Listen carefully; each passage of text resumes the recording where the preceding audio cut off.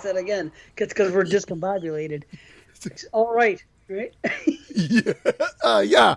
Yeah. Here we go. All right, all right. Episode 156, maybe, kind of. We're doing the best we can. This is it. We have to get out our 3 shows a month. That's all there is to it. This is what we do. We don't fuck around. We haven't missed our 3 shows a month in freaking a year and a half plus. And Brandon isn't here at the moment. We're hoping and praying that he wakes up and he feels better. He's sick. He didn't pull a Dave and just fucking fuck off. He sent us a message in the middle of the night. He said he wasn't feeling good, and I'll let you know how I feel in the morning. And the morning is here, and he tried to figure out what's going on. And my guess at least, is that he's still asleep and not feeling the greatest. So. And we gotta let him sleep because we all know no one wants a grumpy Brandon on the show.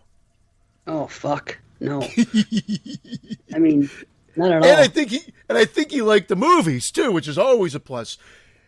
I think we've got a new Facebook review or Facebook. Sorry, I think we got a new YouTube. Oh my god, I was gonna say YouTube review. Holy crap! I might have to go back to bed. I think we've got a new iTunes review, and it said. You check it out. You check it out because I want to make sure. Because I don't usually get notifications of it. It was a weird thing because I was trying to. I'm putting on the old episodes, like the ones that quote unquote go out to the masses, which are backwards. And so when I do this, I upload them to Anchor. They get released. But then I went down and there's all these like little offshoot podcast hosting sites now, and they all, I don't know how they do it, but they leech off the feed. So then I'm like, why is our show on here or it's over there, whatever like that? And all of a sudden I saw these reviews, and I'm like, wait, what site is this? Why are all these reviews on here? But it happens, I guess it's just pulling the feed of reviews from iTunes. Because it had those 2 negative ones from the group when they got mad at us, and we have Sniffers. no frontal lobes. Yeah, exactly. Yeah. Sniffers. And then I noticed a new one on the top, and it said 4 stars. They can't give us 5 stars, and there's a reason why. But the best reason is it's left to our imagination as to why. So. I mean, we know why, but you read the review, and then you can see where I'm going with this. In my very cryptic, horrible explanation. I hope I find it. I didn't even look at it. I wanted to hear what you had to say first before I got to it. Now it still says 4.6 on the iTunes on the top. Yeah. Not a 5, but it's a 4. It says 216 ratings. So I don't know if it's going to be there or not. Let's see. Let's scroll down. Should be the very first one. I would assume. No, hold on. Yeah, July 20th. Oh, this is the same one. Oh, August 20th. Wait a minute. Oh, wait a minute. There we go. Oh, shit. Okay. Excellent. Can't give, and then that's all it says. You can't read the rest, I guess. It says can't GI ... Podcast. Junkie. Okay. You can't hit the thing to get more info? Not on my phone. No, it doesn't let me. There's nothing to press. So it says, great show. Can't give 5 stars because I don't know why one of the hosts is on it. Yeah, that's what the review says. Yeah, that's what I meant. That's what I meant. Oh, I'm sorry. Yeah. Because the heading says can't GI ... And then below it says, this is as close to perfect a horror podcast you can get. Except for the fact that I am unsure why one of the hosts is even part of it. I don't know. Podcast Junkie 64. Who are you? Send us an email. explodingheads horror podcast at gmail.com. Send us an email, please, if you're listening. Oh, by the time they hear this thing, they're not a patron. It's going to be a fucking... Yeah. We'll find out in 2 years who they didn't want on the show. Wow. Their dream could have come true today. We don't know. Imagine that. Yeah, this could be the perfect episode for you if you don't like B. Yeah. Or they could be in hell. We really don't know. Right. Yeah. Now there's only 2 of them. One of them, they're going to be talking fucking nonstop. At least the other 2 guys jump in when there's 3. Yeah. For and sure. And that's fucked up because B, I know it sucks that he's not here. I know we've said that we would never do a show without the three of us, it'd be unofficial, it'd be a bonus or something, because I fucking hate that. But and we know you guys love B. We love him. It's not going to be the same at all without him. Sorry, guys. This guy's dropping shit. He's so discombobulated. And I need my Brandon. Yeah, right. I can't keep it together. Fucking, where are you? Poor bastard. So, but we had to do it. We've signed a contract with you guys, the patrons, in a manner of speaking. Yeah. Blood and semen. That's Blood and Semen. That'd be a great name for like an album from somebody. You know, Lamb of God, Blood and Semen. You know? Telling you. No sweat went into this album. No sweat. Yeah, blood, semen, and no, I was gonna say and no tears. That doesn't work. Son of a bitch. Either way, see, we need Brandon. Brandon right now would have had a perfect fucking quip. You know, especially when I stumble and fall and I try to make a joke and I because my mind moves faster than it should, which is a good thing and a bad thing. And it's a bad thing when I think I'm gonna say something funny and I lead up without thinking it through, and I'm like, oh wait, you can't make that joke because. That's what happens with my head. And then someone else will jump in and save it. You know, it's like an alley-oop, or someone comes down with a rebound, like we're a basketball team. It's like 3-on-3. It's funny you say that, though, because there are times, like, people would be like, you guys censor yourselves? But yeah, actually, I think we do, because you never know. Even though we say some of the jokes that we say, and we know that, you know, in this day and age, who knows, right? People are going to laugh, and people are going to be pissed off. You can't win. You just can't win, but we're going to keep doing the show that we're doing and hope that we have people that stay along for the rides. It's really funny because it seems like our listenership always on the Patreon always sort of stays the same. You know, some come, some go, some come back, some go again. And it just seems we get like it's circular, and we always seem to end up with the same Patreons month after month after month. I think the old shows being released, I think, help. And I think we're going to be continuing to do the double episodes, except for October, which I think I'm going to do because that will be the whole Saw series for them to listen to for the month of October that we did way back last summer.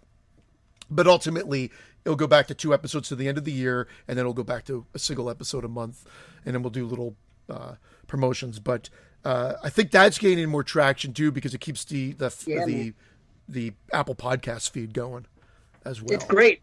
Yeah, dude. No, it's great. I'm glad we're doing it. And it's here's what though. Since you were talking about not being able to please anybody and you got to hold back sometimes and everything, I realized this in a conversation with somebody the other day, or it might have been on the live video I posted. And I was like, you know what?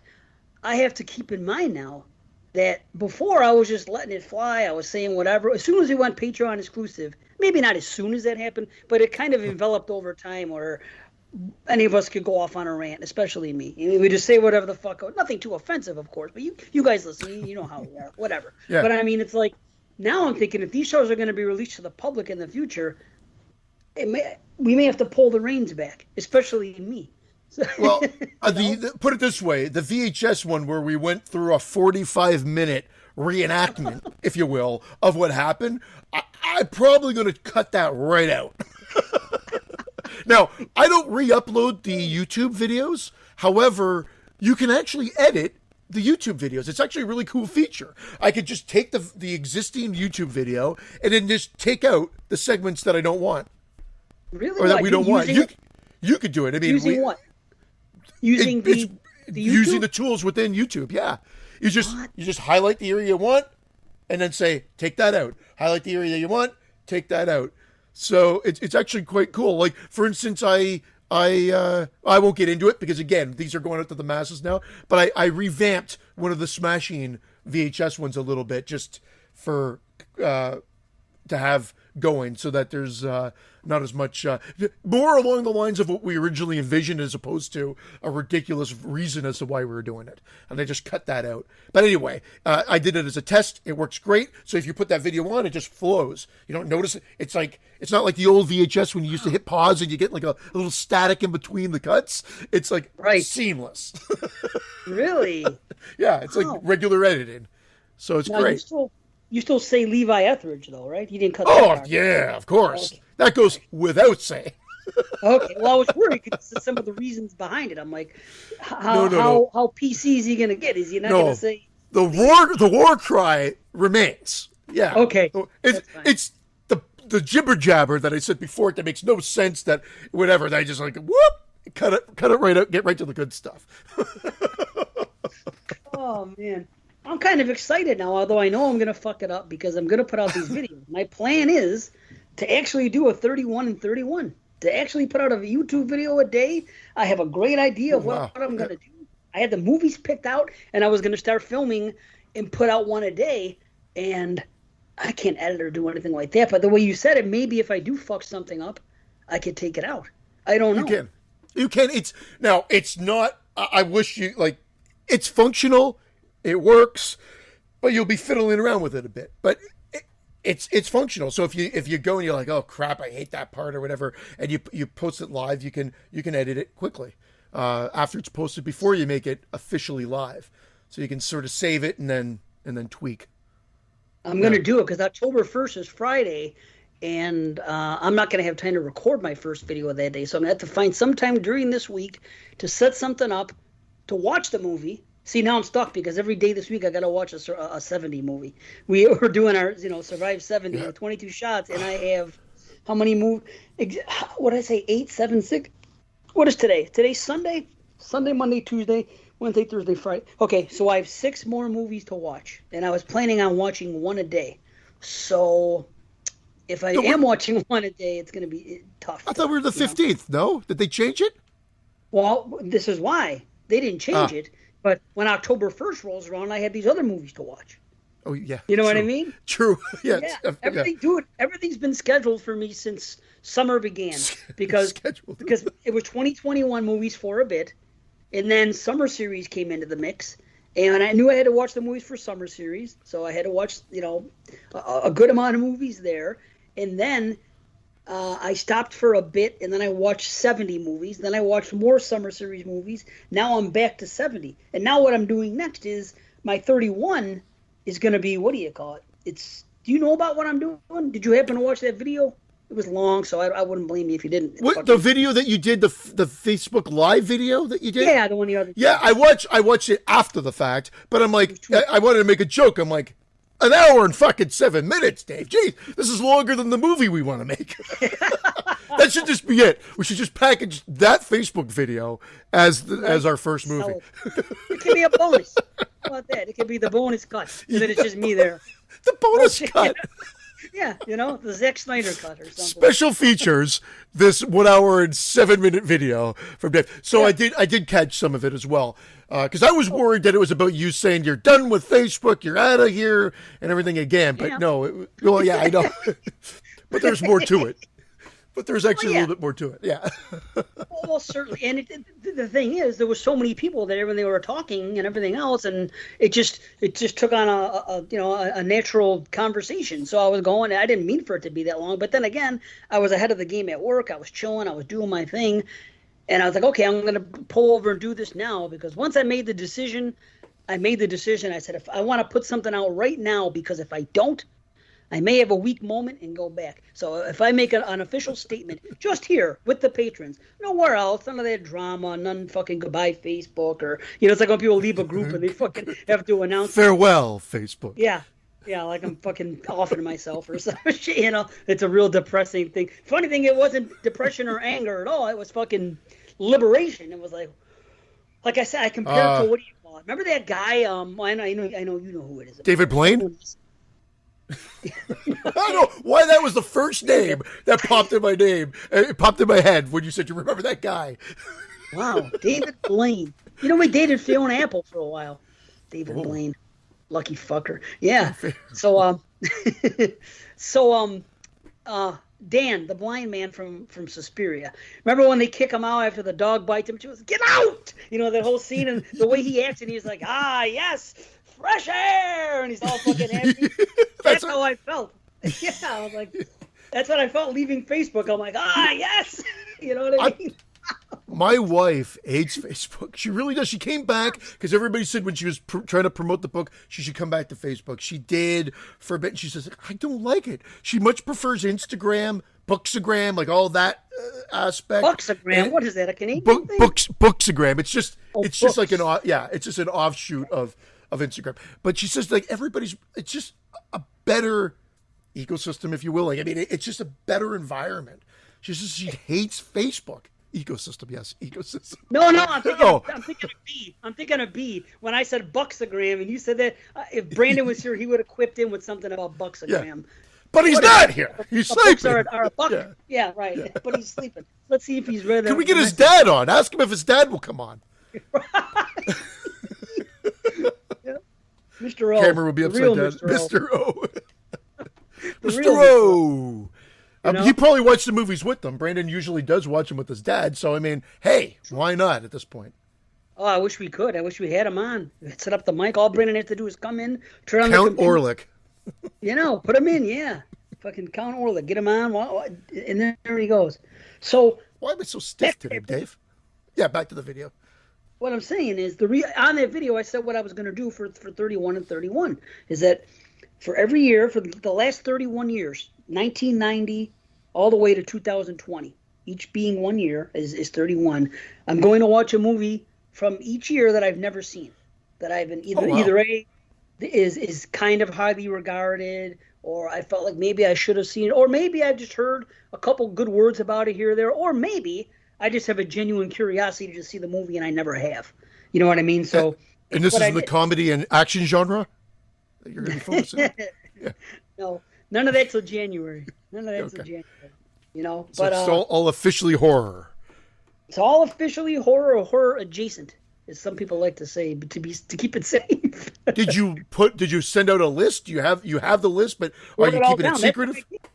Okay. Well, no, it doesn't have to be a secret, especially to these guys. But I mean, 1990, the first episode is The Reflecting Skin. Did you ever see that movie? No, Brandon recommends that. He's always been very high on it, and I had that on my list. I have the damn movie. I haven't even watched it. No, Reflecting Skin. Yeah.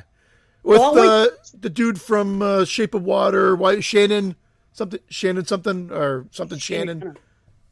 the guy. Yeah, you'll know him when you see him. He was the bad guy in The Shape of Water.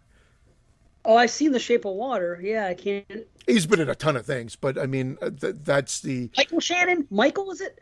I think you might be right. Wow. I think you might be right. I've heard the name, Michael Shannon. Might be him. Okay. We could look it up, but no. Yeah, let's go. Next week I'll do the whole thing because I want to hear B's take on the list, and I'll put it all out there. But since Friday is going to be that one, then and Saturday it's The Sect. Did you ever see The Sect? SECT, 1991. I've heard of it. I can't recall if I've seen it. I'd have to look at the poster art and the synopsis again.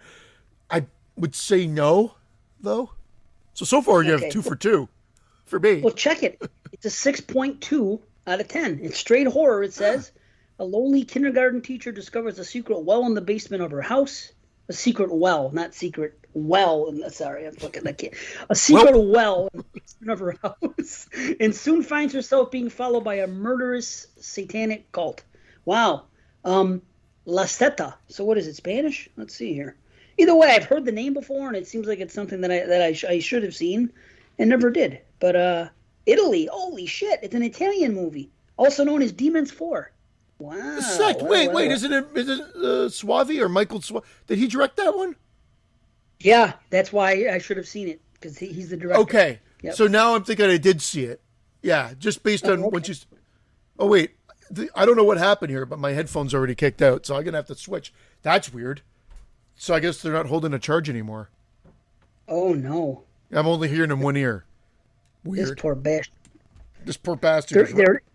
Hold on one second, everybody. Okay. At this point, B would be insulting me left, right, and center. Dave would be laughing, but hey, that prick is sleeping. We work with what we can, like they say in. And now I got to fix my Skype so that I can hear you, because it's still trying to register through these fucking things. You better. We work with what we can. I can't hear shit. That's okay. Okay, now I can hear you. Now, okay. So The Sect is 91, and that's going to be Saturday. And I guess I could save the rest because, yeah, we'll be recording Sunday, most likely, and then that'll be what I'm watching that day. But I did a bunch. Actually, I'll save it all for next week. That's a BS show anyway. So that should be cool. That should be fun stuff to talk about. But I have a couple of sequels that I've never seen. I have some found footage movies that I have on that list of mine of Nice. found footage movies that I want to see and haven't, and they made their way in typically in the last half of the decade of our last decade. There was a lot of found footages in the 2010 and plus area. So, but yeah, so that's what I'm gonna do. One a day, movies I've never seen. Why the hell not? I've never done it.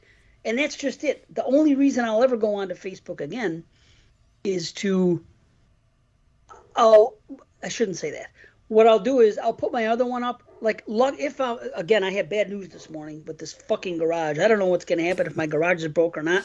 So I don't know. But if I have to fix this garage, there's no telling what it could cost. So now another fucking wrench thrown into my plans of possibly of going to see Fish at the end of October, which is all I've been fucking wanting to do and saving up for and everything else. I literally sent a check out yesterday for my taxes, which is a big fucking check. And I'm like, okay, I sent out the check. Everything's good. If I can save an extra $500, $1,000 between now and then, we could go. Here's the crazy thing. I have a place to stay for free at my friend's. The flights could be theoretically free. We're going to be on standby because Irene works for the airlines. Wow. So all I would have to really pay for certain, are the tickets for the shows. Now, with 4 shows, it's probably going to be, a pretty penny for 2 tickets for each show, and they're big. You don't just go to one show; you go to all 4 of them. Of course, it's fucking Fish. Fucking crazy. Of course, I'm going to see all 4. I never done a. See, what they do is, there's 3 things that they do that are big outside of their regular tour. One of them is the New Year's Eve run, and when they have a New Year's Eve run, they do it in Madison Square Garden, and they tend to do 3, maybe 4 nights in a row leading up to the 31st. So they'll do 3-4 nights in a row there. I've never seen a New Year's Eve show. I really want to. They also do festivals. They've had about 8, 9, 10, I don't know, 10 maybe now, maybe 11. Either way, they have these festivals in the summer. They don't do it every year. They do, obviously, they've been around for fucking 30 years. They have these big festivals where people camp out and they go, and they have these 3 or 4 day fucking shows. I went to a festival in 2015, Magna Ball. It was great. So I've done that. I scratched that off my list. The other 2 things are New Year's Eve and Halloween run. And Halloween, well, check it though. Listen to what they do on Halloween. Well, now they're doing 3 and 4 shows. They didn't always do that. They've kind of been doing this Vegas thing. This will be the 3rd time they've done it in Vegas, and they don't always do it. But one of the things they do typically is the second set on Halloween night. They do what they call a Halloween costume, and what that means is they come on and they cover another band's entire fucking album. So it's Fish. Wow. Fish as fucking Van Halen or something. They don't dress like them or anything. But they could. Yeah. Wow. That's pretty cool. That's just one set. But listen to what they've done. They've done some fucked up. The last 3 ones they've done, one they did a Bowie album. It was after he passed. They did a Bowie album. Which one? Either way, the one with not the Spiders from Mars. I can't remember. But they did a Bowie album, but they also did this thing. It's the Disney's Halloween album. I don't know if you ever heard that Disney Halloween album from back in the day. Well, I know the songs. I don't know if I've heard the actual album, but I know the songs that are there. Well, I've actually been to the Disney World Halloween time event. When you're actually at Disney World during Halloween, and they do the Halloween spook or Boo Time Halloween or whatever like that. And the parade is all done the same Halloween style and this, that, and the other thing. Yeah. Let me see if you know what I'm talking about. Disney Halloween album, because it's a woman narrating. It's called Disneyland Chilling Thrilling Sounds of the Haunted House, and this is like this. Of course a commercial. But what they did is they made up their own thing. They still had the narration, and they came out and they had a fucking spooky ass set and all this fucking badass looking Halloween shit. And the woman would come out and do her spiel. Hold on, listen. Bold and courageous person, afraid of nothing. Have you ever heard this thing? High on a hilltop near your home, okay, there stands a dilapidated old mansion. So anyway, there's like 8 different things I think on there. One of them is about dogs, being a fear of dogs. One of them is about going to outer space and being the first man on Mars, and then this creature attacks you. So anyway, each song starts out with her voice narrating that thing, and then they made up their own unique musical song to go with it, and they put little fucking blurbs of little like drops, if you will, of parts of that into the song, and like so they have a song called Marshall, and they did the whole fucking album one night. And that's just one show, so that's why you have to go to multiple shows because they might change it up, or no. Okay, that's just one set. That's only one set on fucking on Halloween night. They'll play 3 sets. They'll do they'll open up with a regular set of Fish. It'll be like a 45-minute set or something like that. Then they'll do an album that's probably like 45 minutes to an hour. Then they'll do another fucking set, and they'll come out with an encore. So it's a long thing. That's the coup de grace of the fucking whole thing, is Halloween night itself. But because it's Fish and they do everything big, instead of just doing one night, they're gonna do fucking 4 nights. And it's a big fucking party. You know what I mean? So it's. And everybody's going bonkers on fucking Halloween night. People come dressed up as fucking shit and everything else. And you never know what they're going to do. So they did that Halloween album. Wait, I'm going to interject a B joke. Does anybody come dressed as a fish to fish? I guarantee somebody does. You know B would have interjected that right now. Definitely. He's channeling this guy. It's amazing. That is a B. He'll be all pissed off and go, no. I would have said, does anybody come as a salmon? Or something like that. Salmon. A Swedish salmon. Yeah. You know those things, Swedish fish? Yeah, the candies, yeah. Okay. Well, one time it was WrestleMania 18. It was when Hogan was fighting The Rock in Canada, fucking Skydome, actually. I watched WrestleMania with my brother, my father at his apartment, and for some reason my nephew was watching wrestling at the time. My nephew Anthony also showed up to watch WrestleMania with us. So we're all there. So, everybody brought a couple things. My father cooked some fucking steaks in the oven. We had some snacks. Anthony brought Swedish fish. So anyway, he has a bag of these fucking things. We start watching the show, and he starts picking out, he has a bag with these things. And he goes, anybody want a salmon? He said. I'm like, a salmon? And he said, yeah, these things, salmon. But whatever. Instead of calling them Swedish fish, he called them salmon. Isn't that fucking weird? That is weird. The only person ever that needs to call them salmon. He wasn't a little kid. He was like fucking, he was like, probably 19 or something like that at the time. Whatever. Salmon. You want some of these salmon? I'll never forget it. Yeah, so to this day. And there's another story with Swedish fish. Irene didn't know what Swedish fish were. Now, again, maybe they don't have them in California or Vegas. Or Florida even. I don't fucking know. That's the only places she's lived. She never heard of that. She never heard of fucking Loganberry. She never heard of fucking marshmallow fluff. I don't understand this woman. Either way, you know what marshmallow fluff is, right, B? Oh, I'm C. Marshmallow flush. I don't know. No, I don't know. Marshmallow what? What'd you say? Did you say marshmallow fluff? Yeah, it is fluff. I thought you said flush. Yeah. I might have said flush. Marshmallow flush. That's the way in my head in poker. Well, everybody, I've got a marshmallow flush. They're all white. Amazing. A marshmallow flush. Oh, fuck. So you know what fluff is, and a fluffer nutter sandwich, and things like that. Okay, she didn't know what the fuck that was. You know what Loganberry is, or no? No, I'm lost because I was looking up something for you too. So I don't know what a fluff is. It's a sandwich. A fluff, he calls it. Wait a minute, stop. You know what marshmallow fluff is? No, I don't know. Oh, you don't? I thought you said you do, and then I said a fluffer nutter sandwich, and then you called the sandwich a fluff. So I was confused. Okay, wait a minute. Maybe they don't have it in Canada. Marshmallow fluff is like a jar. And there's this marshmallow in it, but it's spreadable. You put it on a fucking sandwich. Ugh. If people take it, listen though, people are gaga over it, man. They take it and they put peanut butter on it and then marshmallow over it. And it's called a fluffer nutter, and it's fucking people adore it. Like kids out here all the time. Fluffer nutter? Who came up with? Oh my god. Okay, so maybe it's a regional thing. People weigh in. All I know is that. She didn't know what a marshmallow fluff was. She didn't know what Swedish fish were. She knew what a fluffer was, though. Yep, a marshmallow fluffer. Yep. Come on, marshmallow. You could do it. Yeah. Looking at the marshmallows. She's like really white and fucking hefty, They call her marshmallow. Aunt Judy. Yeah. That's right. I was doing the shoulders too. And Judy. Yeah, fluff my marshmallow. Give my marshmallow a flick. So Swedish fish. There's another story about it that's funny. Irene didn't know what they were. So she went to this party. I was working that Sunday. There was a birthday party for one of my nieces or nephews or one of their children or something like that. And then all of a sudden this woman, it's not just this woman, it's actually my father's first wife. Okay, this woman. Well, I'm going to say, Deli, that's her name, all right, Delphine. So she comes out, and Irene's just sitting on the couch talking to my father, doing something or other, whatever the fuck she's doing. And she walks out, and she goes, all right, she goes, gather around, children, it's time for the Swedish fish. So, right, so that's what she So you thought it was like the Swedish version of your favorite band coming out?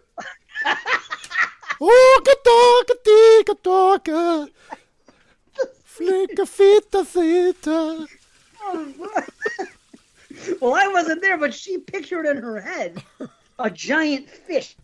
And she thought that she said, not Swedish, she thought that she said, gather around, children, it's time for the sweetest fish. So she pictured like a giant chocolate fish like on a tray, and the kids were going to eat all of it. It's time for the sweetest fish. So she didn't know what it was either. Oh, Swedish man. fish. Is that a Canadian gummy snack then? Or do you have them in the States? Oh, yeah, we have them here, of course. Okay. I've had them all my life. Oh, yeah. Crazy. Although, maybe they're not everywhere. Maybe it's regional. Maybe I have it here. You think it's a Canadian candy? Swedish fish? I don't know. I don't think hold so. Do you ever put Swedish fish in a Nutter Fluffer or whatever the hell it's called? A fluffer nutter. Close, a nutter fluffer. That's a whole different thing, a nutter fluffer. He literally is fluffing his nuts. Well, we need a nutter fluffer over here. We got a tickle underneath the sack. I'm podcast prepping, so come on over. The nutter fluffer. Wow. No, look, that company that makes Swedish fish also makes Garbage Pail Kids. Yeah, Maynard, right? Maynard? Isn't that the company? That's the Canadian one anyway. Let's see here. I'm just gonna put this in. We pass by them on the highway if we're heading into the falls. If I'm heading your way, I pass by the Maynard area and they do the Sour Patch Kids there and everything. Maybe you're right. By the way, when you type in the word Swedish, this is what comes up. Swedish meatballs. Bikini Team. Swedish House Mafia. I don't know what the fuck that is. And Swedish massage. So no fish yet. What's a Swedish massage? I don't know. Swedish fish Oreos? Swedish fish vegan? What the fuck? Well, hold on. One thing at a time. Swedish fish Oreos. That sounds like a fluffer nutter. Yeah, look at this. Spangler and Walmart. Okay, Oreo has. Oh, you know what they are? They're not even. They're candy canes. Oreo. What the fuck? Oh, that's why. Sounds it's disgusting. not really Swedish fish. No, it's not Swedish fish Oreo. It's this company sells Oreo candy canes and Swedish fish candy canes, and I can't get the other bit. But for some reason, that's the way in Sour Patch Kids candy canes. Okay, so nothing to get excited there. They sell them as a 3-pack. Oh, wait a minute, there is a Swedish fish Oreo. Wouldn't you fucking believe it? Look at that. Really? They just jumped the shark with all these different fucking flavors. What the fuck is that? A Swedish fish? It's even red on the inside. Yeah. Chocolate with well, you know what though? In its defense, I had a chocolate covered Swedish fish once at this candy store. It was really good. So maybe chocolate with fucking, I don't know what that shit's called. Swedish fish. You know what it is? I don't. Maynard is a Canadian candy company, and they do. I guess they do Sour Patch Kids in Canada, but they do Swedish fish. I thought it was Swedish berries at first, which is also a candy they do, but it looks like they also do Swedish fish. So I don't know if they've got the Canadian rights. So they also do fuzzy peach. Have you ever had a fuzzy peach? No. Oh no! I have not had a fuzzy peach. Eat a peach. Let me see. Swedish fish Halloween candy party. Okay, so this is local. Let's see who makes it. I can't fucking see. I can't get a good. The company's not there. How could that be? Do yours say Swedish right on the fish? Like the word Swedish is on there, or no? I'm going by memory. I think so. I closed down my browser just because I didn't want to. But It doesn't say who it's made by, just a Swedish fish, and it's got brand on it. So they're made by Swedish fish. Party size. I don't see a thing that says Maynard. That's fucking odd, isn't Might it? be the Canadian version. Do you do like when we go to a movie?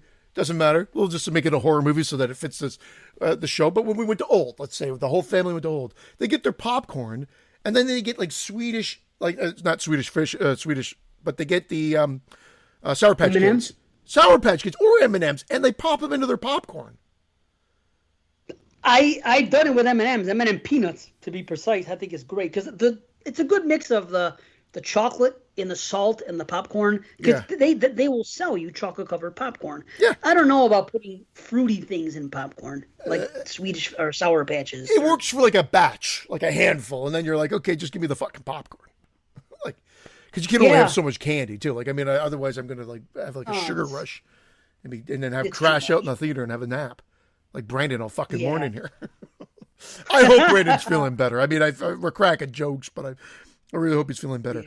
I also did. I know you didn't really finish your fish story, but I also want to just make sure that I mentioned that I did a live stream with Jason Smith again. He wanted to do a coming. We were watching trailers, so you wouldn't have wanted to be on this show, Dave, at all, because we were watching trailers for all of what's coming out in October, horror movie wise. For the most part. We had missed a couple of things, but the list is fucking huge of what's being released in October. Above and beyond Halloween Kills, of course. The Chucky show. There's I Know What You Did Last Summer TV show coming out. There's a Day of the Dead TV show coming out or movie. And that looks more comedic horror for whatever reason. I don't know why we were all questioning why they were using the Day of the Dead title for that. Other than for marketing, because it didn't seem to fit Day of the Dead at all. But the show actually looked like it could have been intriguing, but it's a comedy horror take, and it just has nothing to do with Day of the Dead. Just the name. That one that I sent you guys one in a text that there's two really crazy looking ones. One's A24, which is that lamb. That looks fucking weird. Oh, that's an A24? Yeah. Lamb, huh? Oh, yeah. I bet I'll like it. Oh. And that other movie, that broadcast signal transmission or intrusion, not transmission, broadcast signal intrusion looks freaking creepy and weird. I'm interested in that one for sure. There's a lot of good ones I was interested. There's like Bingo Hell or something that was a weird title, but looked like it could be intriguing. Could be Bingo Hell. A bunch of old people fucking at a bingo place and Satan's running it or some shit. Who knows? So wow. Yeah, the sheer volume of what was coming out is impressive for October. So again, if you've been disillusioned with this year, which there are still quite a few good movies out there. As you've mentioned, Dave, the last quarter is looking strong. It usually is, man. Every year it's the same shit. Although this year, again, I'm still lukewarm on the year as a whole. And I never am. I'm usually the guy that's higher than most people going in. And everybody's bumming out, and I'm like, no, wait till the last quarter. I'm still saying wait till the last quarter. But again, I haven't had any. Every year, someone's talking about. Let me say one thing quick. Swedish Fish and Sour Patch Kids are also run by Sour Patch Kids. I cannot find a company on the cover of either one of these fucking things. It's driving me nuts. Yeah, it's weird, but I'm pretty sure it's the same company. So I don't know, but either way, I digress. I just had to get that out because it's so weird. Yeah, in Canada it's Maynard, but I mean it's weird that you're. So anyway, I don't see anything on the box itself. I'm looking on the box and online, and I don't see anything. So I don't know. Well, what the hell are we talking about? We're talking about the releases, the last quarter of the year being strong, and you're just saying. No one's. I said it on a previous show. Usually, there's like 2 or 3 movies that different people will tell me, "Oh, you really got to see this." Or I listen to podcasts, and now that I'm not online, it's going to be a whole new thing for me because I mean, I'll listen to some podcasts, although I listen to a lot less now.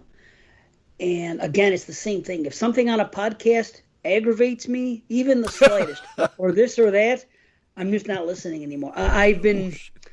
I've always tried to be a really big supporter of everyone that we know and everybody in the community and everything else and listen. And even if the show is like a B or a C show to me, in other words, it's not like as soon as it drops, I got to listen. There's like maybe 5 shows like that. And the other ones are just there as like background noise because I'm talking about horror. I'll have them on the back burner and I will get to them.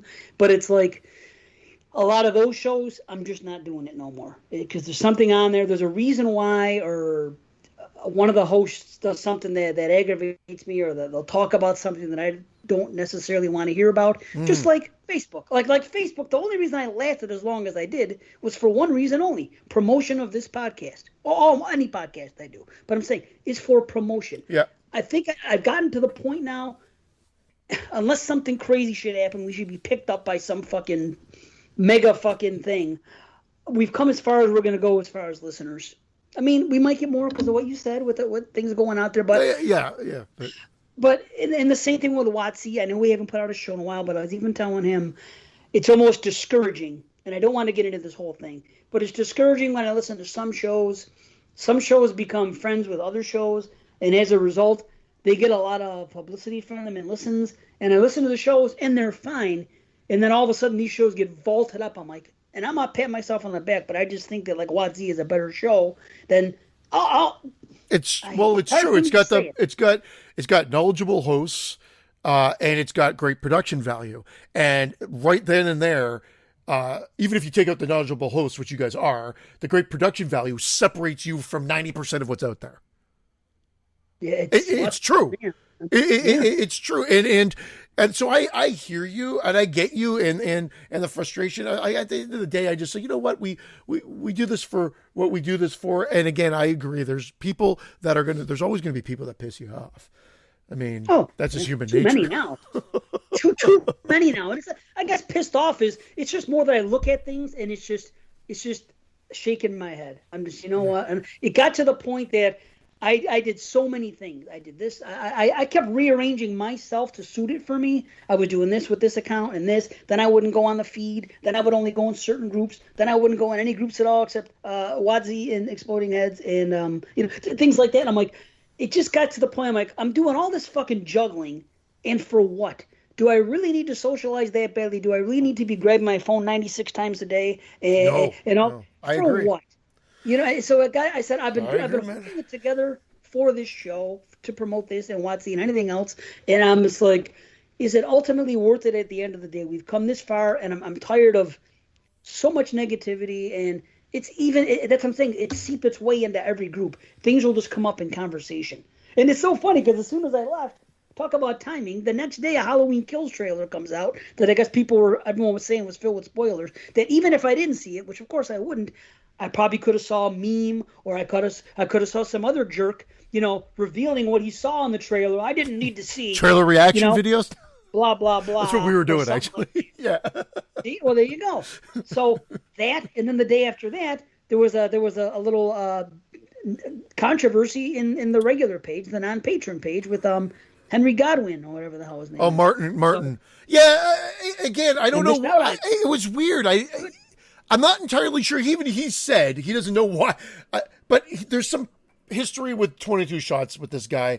And Martin, I took Martin's apology. I don't care.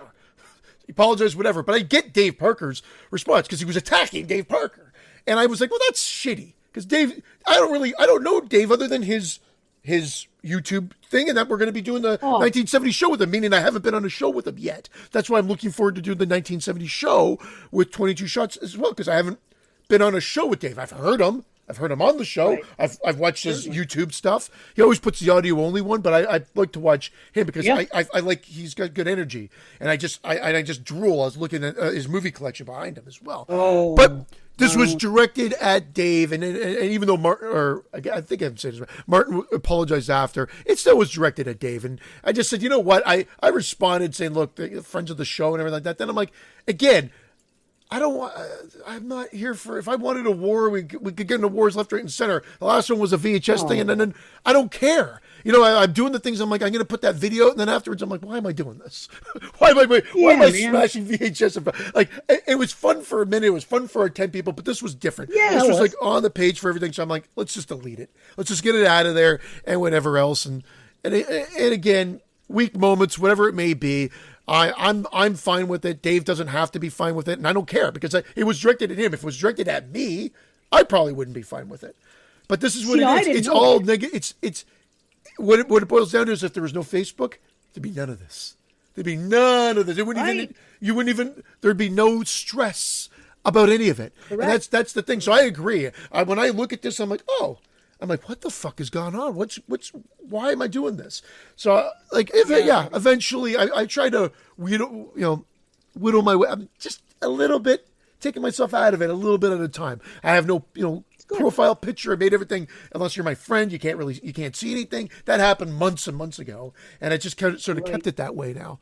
Even if you put my name in a tag, even if you're friends with me, I've got to approve it. And the problem with it is sometimes I don't see it, or I'll show up on my feed and I'll see my name. I'm like, cool. React to it, not realizing it actually hasn't even been posted, because I have to physically say, okay, this could be posted to my profile. Right. And whatever. You could just change the settings, but it still doesn't take away from the fact that you're grabbing your phone going, well, what's going on here? And a lot of the times I don't give a shit. But right. I'll stay in chats. See, I have, and speaking of chats, that's where, here's what I didn't know it was directed at Dave. Here's what I knew. I knew that Dave and Jamie both got involved because I'm in different chats with both of them in them. And one of them, they're both in there. It was a Summer Series chat. And Dave's in the Summer Series, and obviously, and so am I, and so is Jamie. And Jamie, I knew about it from Jamie. I heard about it from B in the morning. B told me, you must have been asleep or at work and not paying it. I knew right away there was an issue, and I said, boot him out. Because I'm out of Facebook. What the fuck do I care? Boot him out. I don't worry about the repercussions anymore of kicking out a listener. I do not. A patron, that's different. I don't think a patron would cause that type of trouble, so that's different. But either way, I'm like, boot him the fuck out. I don't care. That's all there is to it. So I heard from him, and then I got a text from Jamie, and she was showing me, just in case you didn't know. And it was a group text, and she was saying this, and she posted a few things, and she jumped on this guy, and I was like, okay, I'm trying to stay out of it, so I got to laugh and this and that, and then I find out later that Jamie is involved, and she's getting really involved, and that Dave's getting really involved. However, at no point did I know that it was directed at Dave. I heard that it was directed at something with 22 shots, and we were talking about that in the 70 thing, but I thought it was a Jeremy JP thing. It was a little bit of everybody. It was a little bit about everybody, everything. It was about that show, which again, friends of the show, but again, friendly riffing back and forth is fine. But then I think it was specifically was calling out Dave on something, and as if like we all use the Queen's English here, and just look at the last sentence I said. I'm fragmented all the time. Like, that's, you either are on board with it in her show or not. Just like you're on board with this opening portion of her show now, or you're not. Because there are people that like this, and there are people that will not like it. And whatever. I mean, we interject horror here and there, but yeah, we'll talk about mud flaps every now and then. We're talking about what's happening. It's just, that's what the show's become, and then we get into the horror reviews. And fine. And it always evolves, I find. But the reality is this was pointed, and it turned what, I thought Dave was great. He responded perfectly with it and whatever, but then it just became a little bit too much. And Rebecca was like right on the money. She was talking about, now you're just being a dick to the guy. And he was, but it's like, I don't back down from a fight, but I'm like, it's fucking Facebook. Who asked for a fight? Like, why do we have to fight? It's fucking Facebook. Who gives a shit? Stop fucking fighting, and don't fuck with Dave. He's never said shit about anybody. I'm glad I didn't see that, because but then again, I don't engage anymore, and I've been tested 2 or 3 times since, and I think the last thing that happened, it was Dan and Lacey, and it was 2 months before the fucking thing, and that got squashed. And I said back then it was a learning experience, and I said, this is the last time I'm gonna have crosswords with anybody online. And I've been tested 2 or 3 times. People have fucking slung shit at me, and I have not responded. I know that I passed the test. I'm happy with myself. I could still stay on Facebook if I wanted to, and still I wouldn't have gotten involved, because I'm not gonna do it anymore. I'm just not. I don't want to fight. And the thing is, with everybody else, everyone that does this shit. And the whole thing with people posting about stuff just randomly, like if they're attacking some person, even if they're talking about politics, this is what gets me. In real life, I could never imagine going anywhere and seeing people I know and having someone walk up to me and say, hey, you, did you know that Joe Biden is doing this, and it's going to lead to this, and that motherfucker, and gas prices, and this, or did you know, Donald Trump, this. Shut the fuck up. Nobody talks about this shit in real life. Other than crazy people on the side of the street. Not unsolicited. I mean, if you are in a conversation in your home with somebody and something comes up a little bit geared towards politics, it happens easily. Something's going on in your area. Oh, did you hear about this? And then someone will say something. But if it's people that you're not going to argue with and you trust, you can get a little bit into it. I don't mean into an argument. You can just get into a little bit of a discussion. That's fine, but in real life, nobody walks up and gives unsolicited fucking information about who they're going to vote for and how they feel about politics. I think it's bad enough people put fucking signs on their porch and bumper stickers on their car, it's but crazy. they have every right to. No, I wanted to market it. I wanted to say, but I'm too late because we just had a Canadian election. If you didn't know, the news probably trickled down there. We just had one during the pandemic, and it was again 30. Our elections are like it was a 35-day campaign, and then we went and voted. Done. Done and done. However, there's people put their shit on their grass, like anything. I never put anything on the grass, but I wanted to start marketing, lesser of two evils, or the lesser evil signs, or no vote, or whatever. Just have these signs marketed. I think they'd be huge sellers. Maybe so. Maybe they would. The thing is, that's fine. I'm not fucking a registered voter. And here, check it out. Now without Facebook, I don't watch the news. And if I don't have Facebook now, I'm really going to know nothing that happens in the world. Because Facebook was the only way I was finding anything out. Well, I mean, my wife will tell me things. And you know what? Yeah. I don't care. I know people say, oh, well, you should know what's going on in the world. I agree, because I was about to say that. But for you don't care. I like to know a little bit. I like to know what's going around. But I agree with there's a fine line between and then knowing too much and then having bullshit and then seeing the bullshit. Like I said, social media shouldn't be causing anybody stress, and that seems to be all it does for a lot of people. It should be fun. Could you imagine living your life that way and waking up every day and fucking arguing about politics? Fucking they get up and they do the news, they do what they talk about, and they do this every day for like 6 years. Then one day they're stricken with fucking cancer, and fucking 2 months later they're dead. They spent fucking 5 years of their life, all that fucking shit for what? They probably got aggravated. And ultimately, because I don't trust any political party or anybody that runs, and lesser of two evils is still evil. So what I say is this. I don't believe in the things that don't believe in me. And I just leave it at that. I don't believe that either political party believes in me as a person or people like me to help us out. I am not going to support them just because that's the only two choices we're given. Swedish fish believe in you. Sorry, it was time for another branded interjection.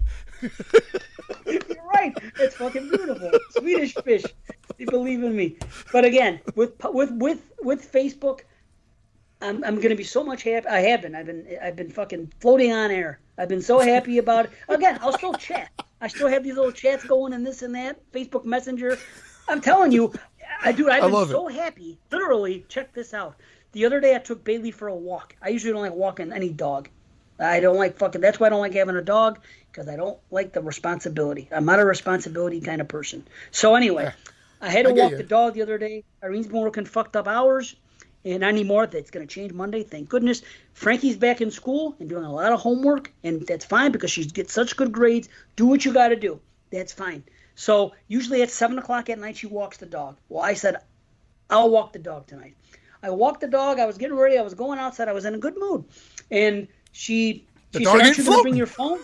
I'm floating on air. The dog ain't floating. I'm sorry. I'm choking her out. hanging her from the fucking trees. Yeah, so I'm telling you, Irene says to me, she goes, your phone's on the couch. I said, I don't care about it. I don't even care about it. So no, I get out, I walk the dog casually. I see somebody walking their dog across the street. Hello, how you doing? I had a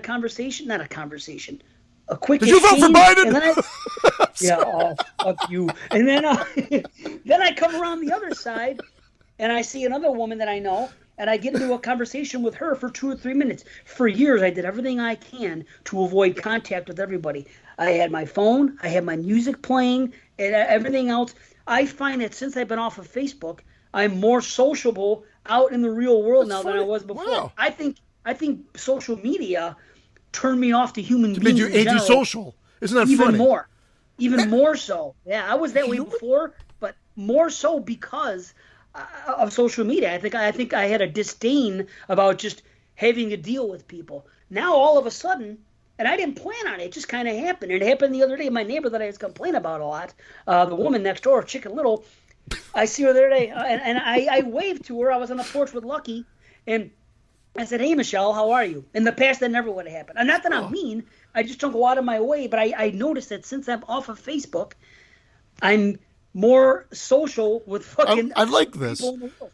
You know what it is? It's funny, Dave. We're very much alike then, because I do that too. I'm like, I walk the dog at like odd hours because I don't want to run into anybody else. Not that because my dog is a little bit like, my dog wants to see every dog, and he's a German Shepherd, so he'll pull.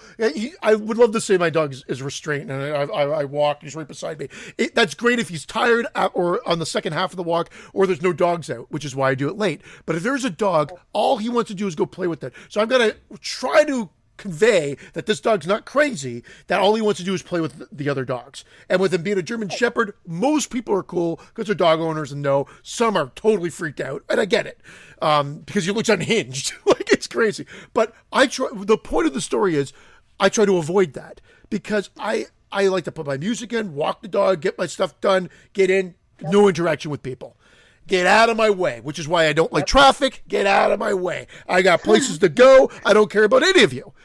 It's a horrible way to live, but that's what I want to say. Now I'm even noticing now that I used to take this. We have the 407. It's an express toll route that during the day it can get you like you go a little out of your way, but there's no traffic for the most part. And I try, but it costs an arm and a leg. But now I'm finding that I'm now, I don't know what it is. I'm just traveling on the 401, which is a crazy busy highway, and I'm just going. I'm just not letting shit bother me anymore.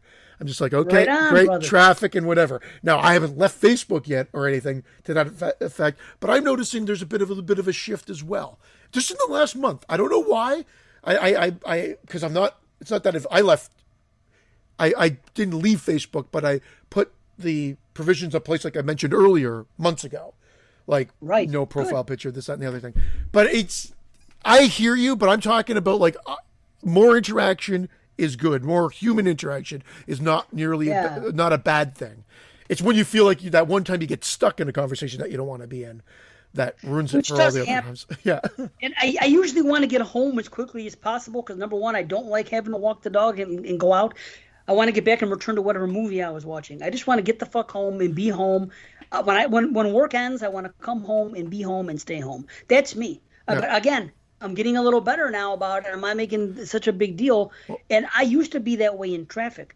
And I'm not that way in traffic at all. And I remember exactly where I was. I don't know if I've told the story before. If I have, then say shut the fuck up. But I remember where I was. I was in Vegas. It was the year 2000.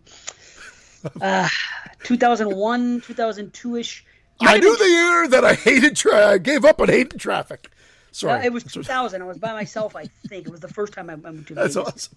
No, I had always had road rage. And then one day I was driving on West Sahara Boulevard. Yeah, you did tell this, but tell it again. Tell it again, because not everyone's heard it. And I was stressing the fuck out, road rage, trying to get around people, this and that, and everything else. And I said to myself, what the fuck are you doing? Yeah. Why are you letting this cause your blood to boil?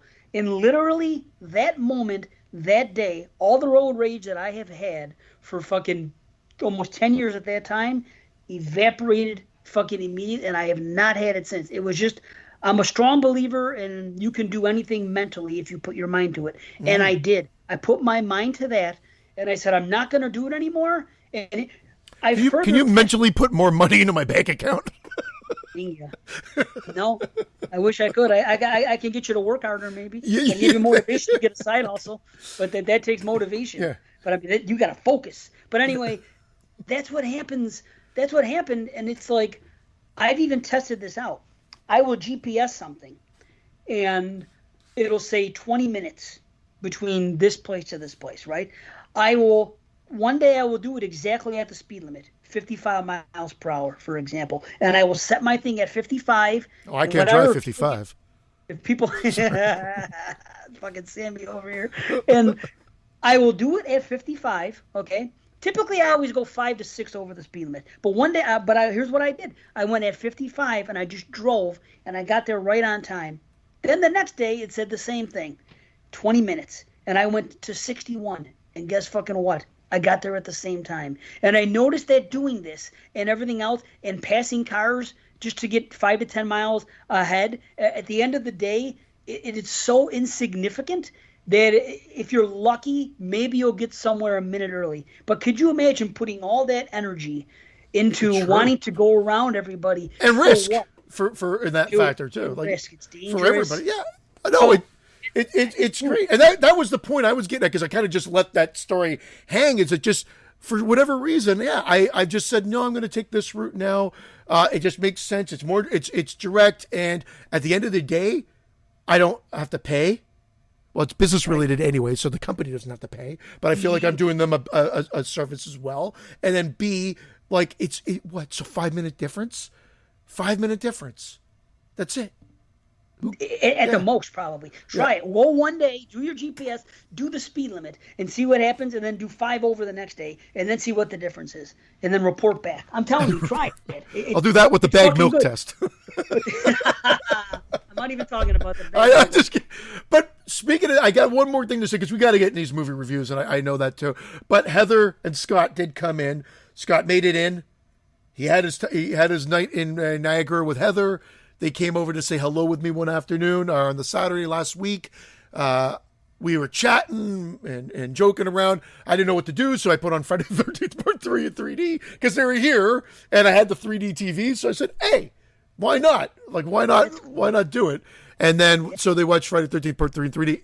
We obviously didn't get to watch the full movie. We just watched the highlights, if you will. That's cool. And then they're on their way. And then Heather took him out to a bar, and he left the next day and obviously made it home safe because I saw the post. So it was great. It was great to see Scott. It was a very fast visit. And I know he just went through exactly what we went through when I went into the States to come back after I saw you. It was like the amount of money we had to pay just to get back into Canada. That's why I didn't crazy. Go. So he had it was like, well, for you guys, you're just worried about the American. I have to see the American, and I realize that I have to convert that into what it is Canadian. So then my $160 test was $200 Canadian for each person. So that was $600 that just evaporated in the air so I can get back into the country. So ultimately I don't want to travel until this is kind of dealt with, because I can't imagine that being another expense to just get back home. I'm frugal, and that just seems ridiculous to me. It is ridiculous. I'm not going to let the governments exploit us that way. I'm not going to do it. I refuse to do it.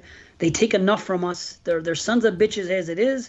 I'm not going to. That's the problem. And I don't want to go on this tangent, but I do know some people that say that COVID, and we know it's real, but what I'm saying is that the reason all this is going on is so they can exploit us further.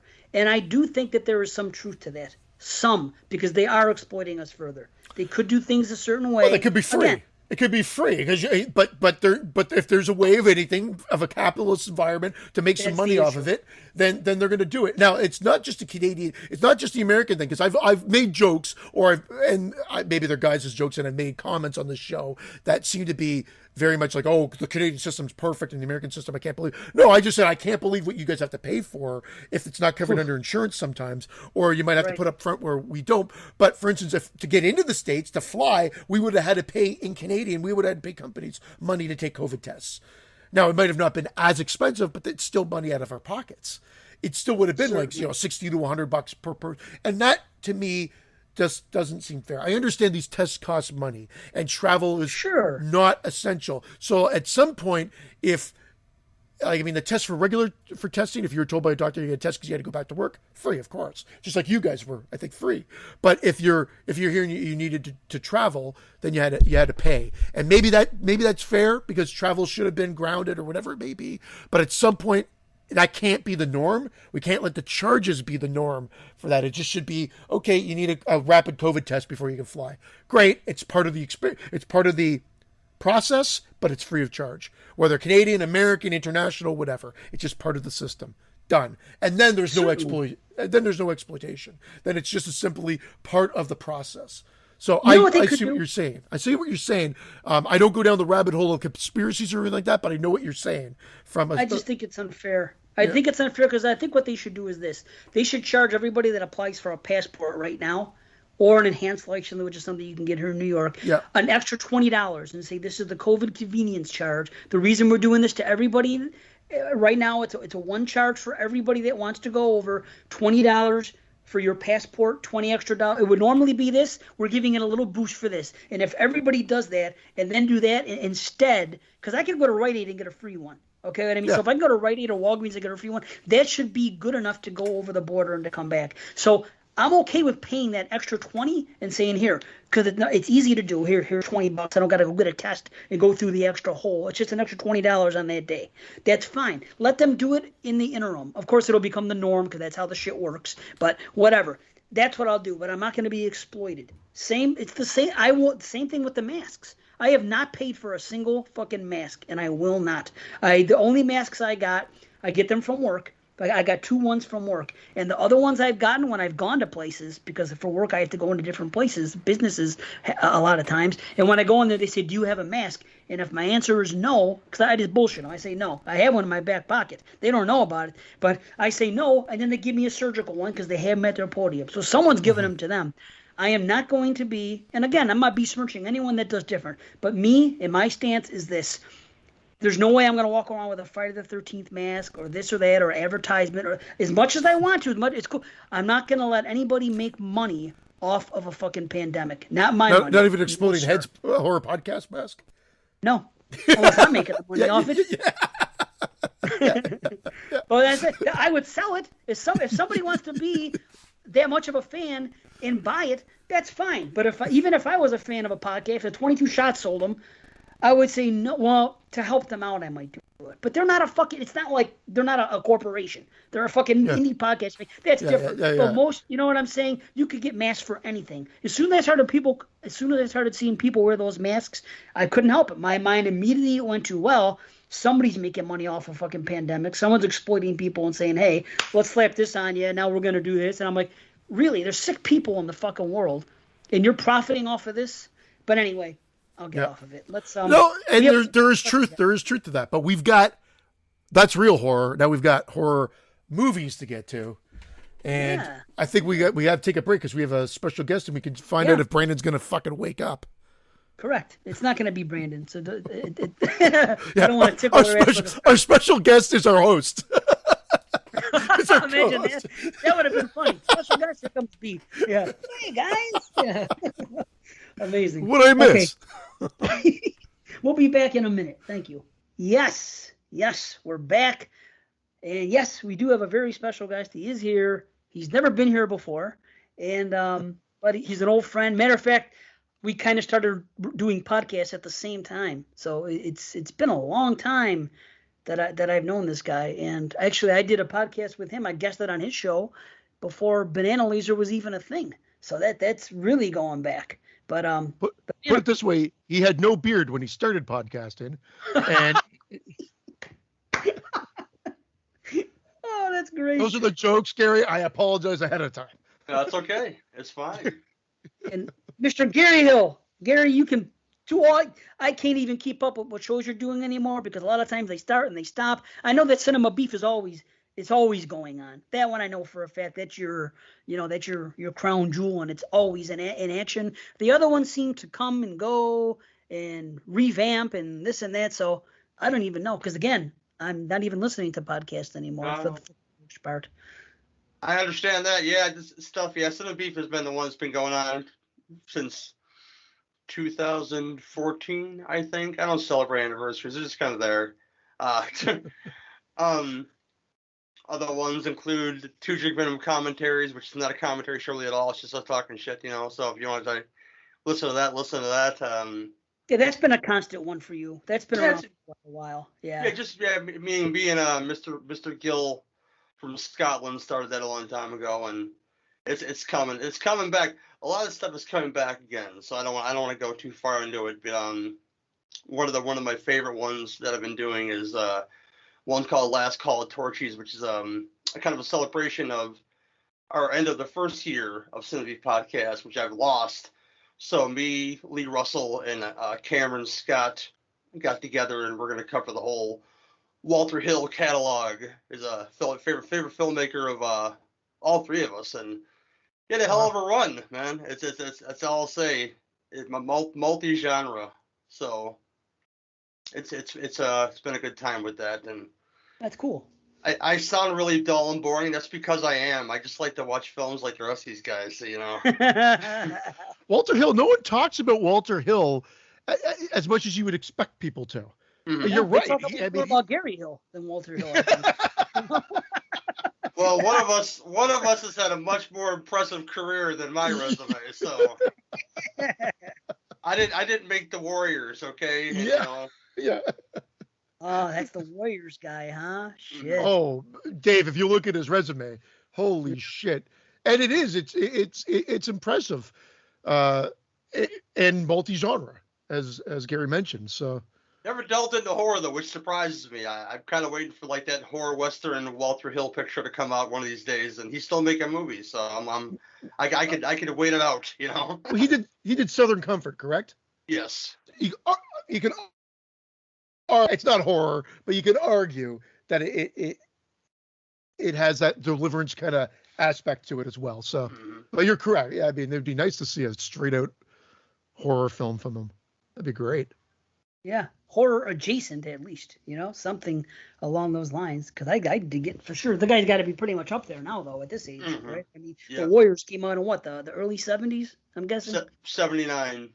Oh, the late 70s. Okay, boy, it looked so old to me. The first time I watched the Warriors, for some reason, my English teacher showed it to us. I can't remember what it was. Really? Maybe it was a sub that week or something. All I know is I saw it in school. It was one of the, and you're always happy to see when they used to bring in the AV crew and the TV and that big cart with the VCR. And it was like, okay, we're gonna watch the Warriors. I was like, okay, I didn't know what the fuck it was, and I watched it, and I remember it at the time looking very old to me. Again, this was probably like 84 to 86 area, maybe even a little longer up there. But so I thought it would have been an earlier film, but who knows? I haven't seen it since, believe it or not. I got to talk about Dave's hair, man, because the more I lose, the more he gains on that wonderful head is. I guess this is good karma for Dave, Thanks, man. Well, you look good though. The beard's looking good. Everything else, shit. You've held that beard fucking pretty strongly. I can't do that. Just the look at my back, it's kind of gross. That's all I'm saying, Well, don't look at the back of my head. See what I mean? I got the yarmulke still. But the thing is, it'll still grow. It'll still come. It'll just keep growing. And my wife said, I could do a beard like yours. Believe it or not, I could do it. But my wife you're said, allowed to? I thought one you or were the other. That's what I'm saying. Right. I mean, I could if I wanted to. I mean, it isn't that I don't want to, but my wife said one or the other. But you know what happened? I started seeing more grays in it and shit. And I said, fuck it. Plus, when I'm doing certain things, intimate things with my wife, and I have a beard, it tickles her. So I said, okay, well, that's good enough reason. Let's do it. I'm going to grow the hair as long as she lets me. And rock and roll, I take good care of it. I fucking condition it. I get expensive shampoo and all that. I don't know if it looks any good, but I try to take care of it, So that's that. So what's been up with you? I'm just getting back into the podcasting again because I was sick for like a month, and then some other stuff happened, and then the dog died recently, so that got delayed, and the dog died. Yeah, my dog. Lost another. Wait a minute. I knew about the tragedy of not that long ago with the other thing, but this is a more recent thing. A dog. Yeah. My most recent acquisition. She's only about a year and like 2 months old. She got into some stuff, and we didn't know what would happen. All of a sudden, she was sick one day, and she was gone the next, and that was it, man. I'm sorry. Oh my gosh. Yeah, I don't want to bring down the show or nothing. I'm sorry. No, that's horrible. We've talked about things like this before, but geez, that's horrible, man. And the thing is, this is something with me not being on Facebook anymore. I'm really not going to know anything about any. And not that I did before. But I would hear things secondhand. But the thing is, now with not being there at all, I'm not going to know anything that happens in anyone's life, and that does kind of suck. But see, that's another reason I hung on for so long. There was a time I was thinking about maybe I'll do this, and maybe I'll just have, because you could do something with the feed where I think you can have favorites or top first, and so you could just like maybe take like a dozen people that you want to hear things from and put them there. And I thought about doing that, and again, it just got to be more fucking. I was working so hard. Then you realize you didn't really like those dozen people. You need about You need about half a dozen good people. You'll be okay. So you know. You know? Well, now I'm all off. Now I'm fucking completely pulled the plug. It wasn't worth all the effort. So I'm going to miss out on things like this with people. Luckily, my wife, that's friends with some people, I do hear some things. Like anytime it's like somebody's birthday, and like I have a friend, and she's friends with them, like Jamie and Alex and them, because she's known them for so long, she'll say, oh, it's someone's birthday today. Or somebody, and then I can send them a text, happy birthday. But I mean, otherwise, I never know shit. But again, I was putting so much pressure on myself to do this. I was working so hard to fucking alleviate, hurting anyone else's feelings or missing out and me being aggravated. Again, we talked about it. I was like, fuck, it's just not worth it. Let me just pretend it's the fucking 90s again, with the exception of the chats. Of course, I still have the Facebook group chats and things like that. You could reach me there, but I mean, so I still have some communication. It isn't just like the 90s, but you know what I mean. Either way, I feel great, but I am sorry that I miss things like that. Oh man, no problem. I know why you're doing what you're doing, Dave, and you're more mature than I am in that sense. And well, I don't know about that. Yeah, let's not go crazy, Gary. I got to go back in the 12 people. Buried down to 6, and that awkward conversation with Chris. Like, you're all right, bro. Are you list worthy, sir? I just want to know, man. Yeah. Right. Ask a few questions like speed dating or whatever. Find out if they can make it into that top 4 or 6 realm, and then. But you did it the right way. Instead, you just got the hell out of Dodge. Yeah, it's better. It's better for everybody, especially me. So it's like, okay, well, what are you gonna do, man? People that know me enough, that I am close enough with, that I could put as friends or top list worthy, if you will. They already know the kind of person I am. They already know that I care about them and theirs. So it's like, I don't have to prove anything. So don't sweat it. Fucking, that's life. My ear is itching. You ever get that in the earbuds? The hair. Oh, yeah. Absolutely. Yeah. I had to switch earbuds. So terrible ear infections with the hair going into the ears. I did have them. Really bad ear infections. Really bad. I was fucking dizzy. I was fucking sick for 2 months. Not even realize I had fucking bad ear infections until this was the recent way?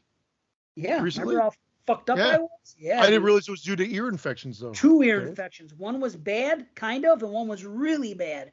And I was on antibiotics for fucking, 30 days and shit. And I still get little earaches. I've always been prone to them, but they weren't hurting that bad, but I was getting fucking real dizzy.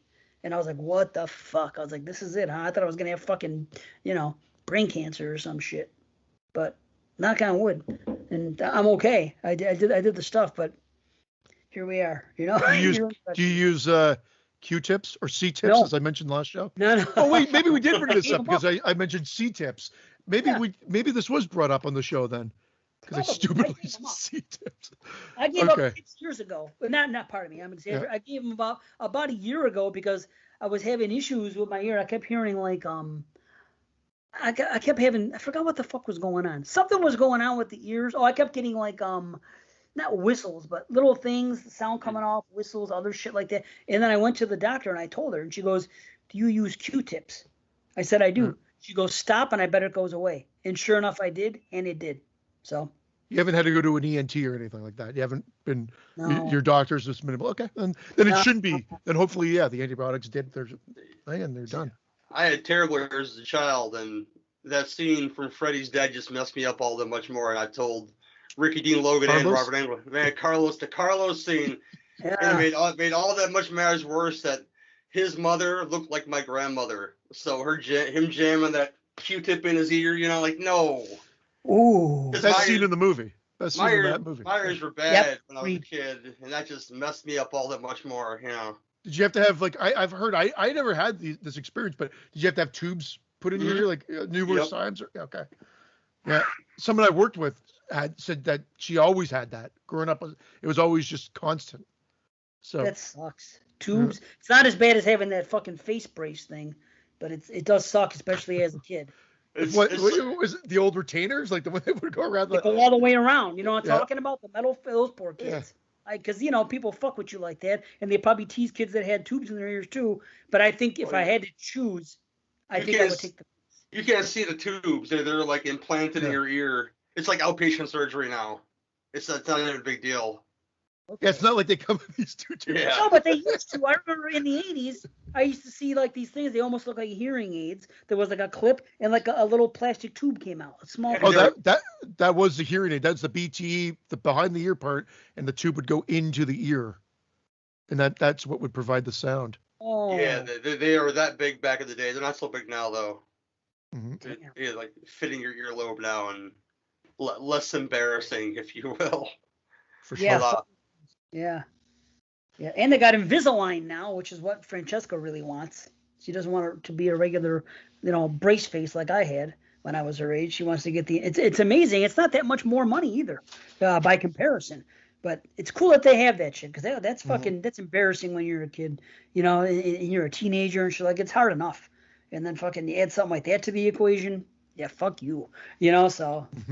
Yeah, I was an awkward fat kid. I'm still an awkward fat kid. I got in many fights. Okay, you should learn to defend yourself. I was just an awkward kid. I was a spaz. Yeah. I was a fucking spaz bouncing off the fucking walls, man, with all kinds of ADHD energy and trying to fucking be the class clown and shit and being all around girls. That was it, right? That verbatim. That's how I was. Everything was a joke. And it kind of still is. Like I try to, if the conversations, I can't just sit around. I can have a serious conversation, but it bores me after a while. Unfortunately, I'm just that person. Like I get bored if this conversation's too serious, so then I have to just interject jokes all the time. Like a pub is my worst nightmare because everybody's like, oh, a pub, but a pub's quiet, which means that there's going to be conversation at the table. And usually the conversation is not interesting. Usually it's not interesting. So then I have to joke. That's why I like to go to loud environments or a restaurant where at least you're eating. Because if I know you're just there with a beer and conversation, that could be my worst nightmare. Could be. Once upon a time, that would be for me. Yeah. I've overcome all that since. I've learned how to bullshit. It was mostly because of work, because I had to bullshit at work. You know what I mean? So I've come around. And after I got my first girlfriend in high school, I was a senior. She was a sophomore. I went out with her for couple years even, but after I got with her, my awkwardness with females went away, and then I had a pretty good run as a teenager, and then by the time I got in my 20s, by the time I got there, everything was in the past, and then it's like I tell my daughter, fake it till you make it, and this is what I did. It's true. I faked confidence. I wasn't confident. I pretended I was confident. And I did this for about a year or two. And I was like, holy fuck, this fucking shit works. And I did it. And then I just became cool. I just became cool with females. And ever since then, like, it's all about approaching them. When they see that you're nervous at all, they can't do it. And the same thing with, like, with me dating all the African-American females, some of them that I've gone out with, they have told me, they go, a lot of white guys they're intimidated by us for some reason. They don't know how to talk to us. They're awkward about it. She goes, so when one comes around, and this is coming from them. That's guys that present themselves a certain way and they flirt. We're not as unapproachable as you think. But this is one of the moments that we were talking about earlier, Dave, where I want to interject a joke, but then realize that it's probably going to go at the mainstream airwaves later. Airwaves. Oh. But so I'm just gonna smile, and everybody can know exactly what I'm thinking right now. People can cancel me all you want to. I mean, those guys come from the wrong neighborhoods, obviously. Where you find the right black girl, you cross her, she beats your ass. That's that simple, That's they're looking towards that, I think, and that is a legitimate threat. I was looking more towards that. The fact is that they're probably used to dating black guys. And so then white guys weren't approaching them because of being intimidated of not having junior. See now the delusion of the black guy who wants to date the heavyset white girl because he thinks he can control the heavyset white girl. That's a big delusion because you got to check the nationality. You can get an angry, Italian girl or an angry Irish girl. Good luck with that. Yeah. If you want to know the girl, go see your mama. It'll tell you so many tales. Okay, Yep. You're right. I'm with you on there. I know all about that shit. It's like they said in Stand By Me, if you want to get, what did he say? You can't go with the Catholic girls. He goes, you got to get a Protestant. He says, choose good. Again, I've seen fucking Stand By Me too many times. You know, I've been dating Connie Palermo for 2 months, and all she's let me do is feel her tits. It's fucking. I love that movie. I have to bring up something, Dave. I meant to bring it up earlier, bring it up now. But I know it's not horror related per se, but it's movie related, and we're movie fans. So you're a Sopranos fan, as we well know. I guess you've avoided the trailer for I have the Saints, whatever the fuck Saints it's called. of New York or Saints of St. Mary, St. Mary's of New York or whatever the hell it's called. Some fucking weird name. Yeah, whatever. It's I watched the trailer. I saw it when we went to see Malignant, and it looks amazing. Yeah, It looks amazing. I can't wait. I can't wait. Yeah, I showed my wife. It's coming on the 1st. She saw it the preview too, and she's like, "We've got to see this in the theaters. We've got to see this in the theaters." She wants It's to on go. HBO Max, so I'm not going to go to the theater. Yeah. What I'm probably going to do is I'm either going to watch it after the Bills game next Sunday because my father will be here. I know he's going to want to see it. How else is he going to see it? So I'm thinking maybe we'll all watch it as a family after the game next week. And if not, maybe early Friday night before my usual Friday night festivities. But it's October 1st, so that puts a little wrinkle in shit. With 31 and 31, it's out. We'll see, but I cannot fucking wait because I know about what it's going to be about. But again, yeah, trailer came on. I don't see commercials. Why did I see a commercial? Oh, Hulu. I was watching American Horror Story with Irene and Frankie, and a commercial came up for it, and I covered my eyes. Right in my fucking cover. Like, oh no. And Irene didn't even know about it. She goes, "This is a Sopranos movie?" I said, "Yes." I go, "How did you not know about this?" I said, "Yeah." She goes, "I got to see it." I go, "Yeah, I know. We will." I said, so now I got to figure out how to do it. But of course, I can't fucking wait. Holy shit. Yeah, I figured you're gonna love it. The cast is fantastic. The cast is great. So, I liked Sopranos. Don't get me wrong. Great show. I liked it. I didn't love it, but I liked it. But I'm really looking forward to this because again, a show like Carrie's rewatching the show again. It's too much of a time investment for me. Whereas the movie, which is why I love movies, in, out, done. Perfect. Yeah. Love it. I thought you were going to ask, when you said I'm going off, I thought you were going to ask Gary the infamous question. And I already know what the answer is going to be. I think I know what the answer is just because of the fact that Freddy's Dead came up in conversation already. Gary, would you have to ask you the question? Oh, no. It's the other Rocky side. 4 or Nightmare on Elm Street 2? Oh. Really? I thought this would be a right away for No. It's weird. It's a weird question. It is a weird question. There's a story behind it. I've had more arguments with people about Rocky 4, and I'll tell you why. Because people don't think that Rocky 4 is a Christmas film, and I say the fuck it ain't. And it goes on my list every year. Nightmare 2. Go ahead, Dave. I'm sorry. No, I'm saying that's fair. I get why you say that. Yeah. Nightmare 2 is a film much like a lot of us, came to life later. Rocky 4 has always been in my life as far back as I can remember. I mean, it was the one that my grandmother had on VHS. I think she had Rocky 3 and 4. And, Sly's got a rare beard in that movie. That's a banger. And, he's lifting carts in a barn and he's doing shit, man. I mean, the most fit Sly's ever been is Rocky 4. If you see him at the end fight, he's like ripped. Yeah, that's Rambo 2, Rocky 4. That was the same time frame, I think, right? And then he's cut, like he's slim too. It's not bulk. It's just like boom. Rocky running in the snow. See, Nightmare 2 has none of these things, Yeah, Freddy's not running in the snow. If they had Freddy running into the snow, it might be an easier argument, but he'd be running on top of the snow like Jesus Christ. So that'd be interesting, Freddy in the snow. Come on now. It would be something. No one, you're right. Everyone wants to see Friday the 13th in the snow, Jason in the snow. Nobody ever says Freddy in the snow. I'd like to see Freddy in the snow. Because we had Freddy in the sand, and no one liked that part. So then they figured there's no point for the snow. Freddy grows about 2 feet taller, and becomes a Yeti just to terrorize people. If he has extended arms, why can't he have extended legs? See, this is one of the first conversations Dave and I ever had was about Nightmare 4 and how stupid it is and how much he hates it. But I love it for all those stupid reasons. I'm with you, Gary. It's like a stew of all these crazy set pieces and effects. And I'm like, whether I was 14 when I saw it or now, I just love it. I dig it. Yeah, okay, there's plot inconsistencies, but we're talking about Nightmare on Elm Street. I had the same conversation with a friend of mine, John Cross, at the After Movie Diner. He's my friend anyway, but about Scott Pilgrim versus the World. He kept saying all these things he hates about it. I was like, you're not wrong, but guess what? I still love it. I still love that there's these stupid effects, but guess what? It's like, it's he's like, it's not an Edgar Wright film, but it is. And you know what? He's a nerd, and all these little inklings, all these little Easter eggs in there proves that how much of a nerd he is, Wow. Well, I don't know if you guys heard, but they're trying to remake Nightmare on Elm Street. Once again. Yeah, but they're having problems because everything's woke. Sorry, it was a bad Oh, joke. okay. I'm out of here. No, See no. you later.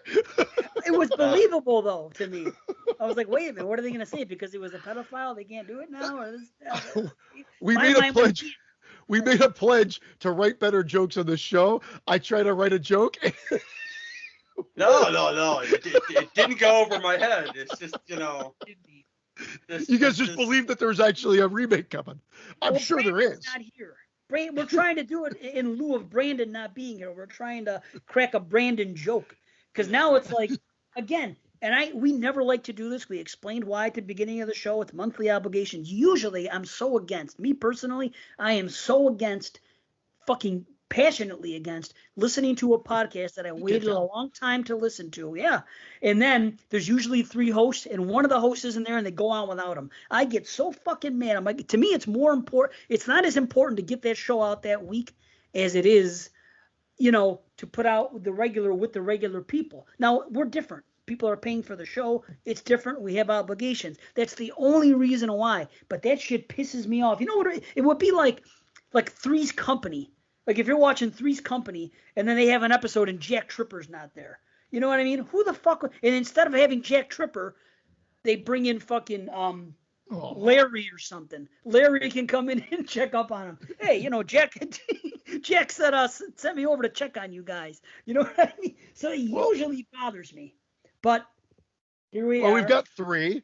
Well, We've got we do 3. have- Maybe if Brandon's up to it, he can record like a 5-minute piece that I could pop on, like a John Rhodes interview at the end, and have him talk about like his quick snapshot of what he thought of both films with a rating, a head rating only. We'll discuss them next week. Again, now Gary was scheduled to come on anyway. We watched the movies. I watched these fucking movies twice in the last month. Once again, 2 of them yesterday again. So I'm like, I can't watch them a third time because I'm an imbecile. I have to watch them every time right before the show to remember any fucking thing. So like, we got to do this, and we invited Gary. So we got to have Gary on.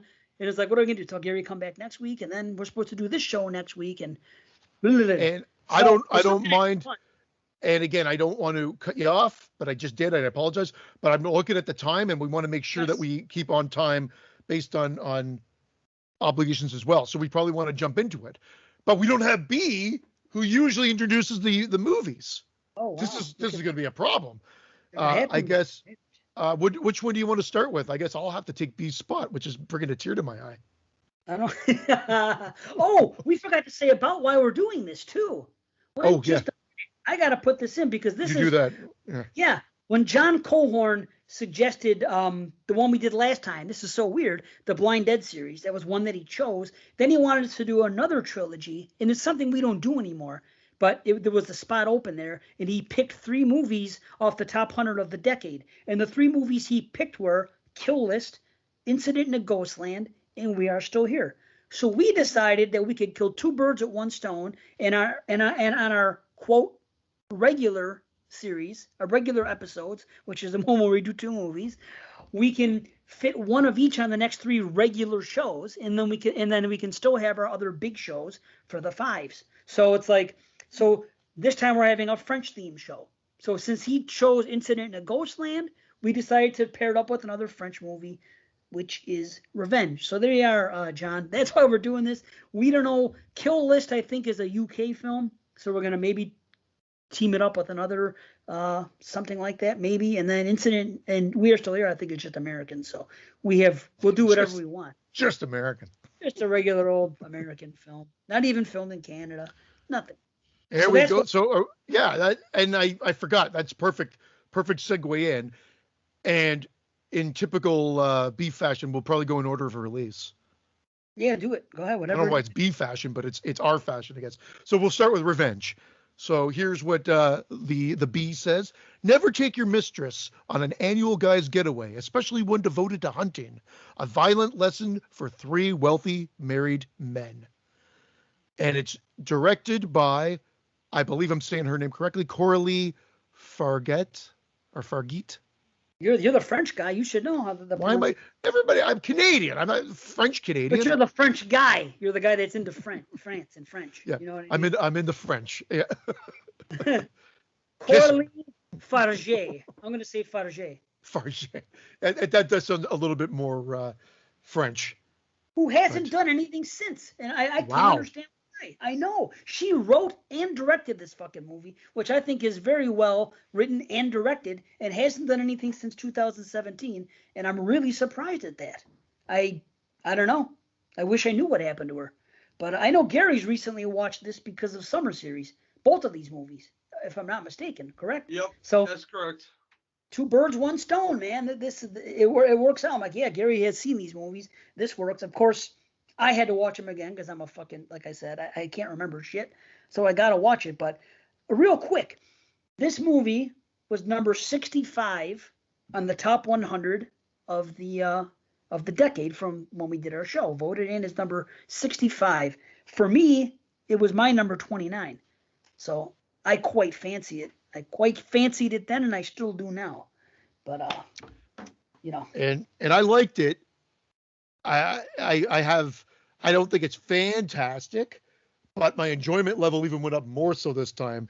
So it's now entering the realm of, I guess I would say that it's that great range now, comparatively to when we've reviewed it or when we did the year end, and I think it was at a 7.5 initially. Oh, well, you could see why it's my kind of movie, though. Just the aesthetics alone and the soundtrack, and knowing me, you'd look at that and say, yeah. Like, I knew I was going to like this movie on the first shot. Like, literally, the first time I saw it. It is slick looking, man. Yeah, I agree. Yeah, with you. It's trippy. It's done well. It's fucking pretty, and and it's bloody as fuck. Now, Gary, what's your history with this film? Was it the first time watching it for Summer Series or no? Yeah, because I made mention on the Summer Series that I neglected this decade since I became a podcast. I'm not anti-horror, mind you, but I leave myself open to multiple genres. Sometimes you don't fit everything in, and sometimes you rewatch the same shit over and over again and miss out on things. But yeah, this was a good watch, good first time watch, good watch in general. I mean, I thought from the plot description I was getting, I spit on your grave, and for one over the other. But this is like Dave says, it's a very, very pretty film, not in the sense of, hey, a lot of shiny, bubbly things happen in this movie. Like, no, this is some nasty, bloody shit, and justified. I mean, I don't know if we get a plot or not, but what happens is girl, but she had no business surviving. She's like it's kind of like the tree, the rape tree of woe, I guess, if you will. With Conan, Conan comes back to life to go take on Thulsa Doom. She comes to take on her oppressors and her attacker, if you will, attackers, because two out of these 3 dudes attack her, obviously, and but they all got to go in the end, obviously.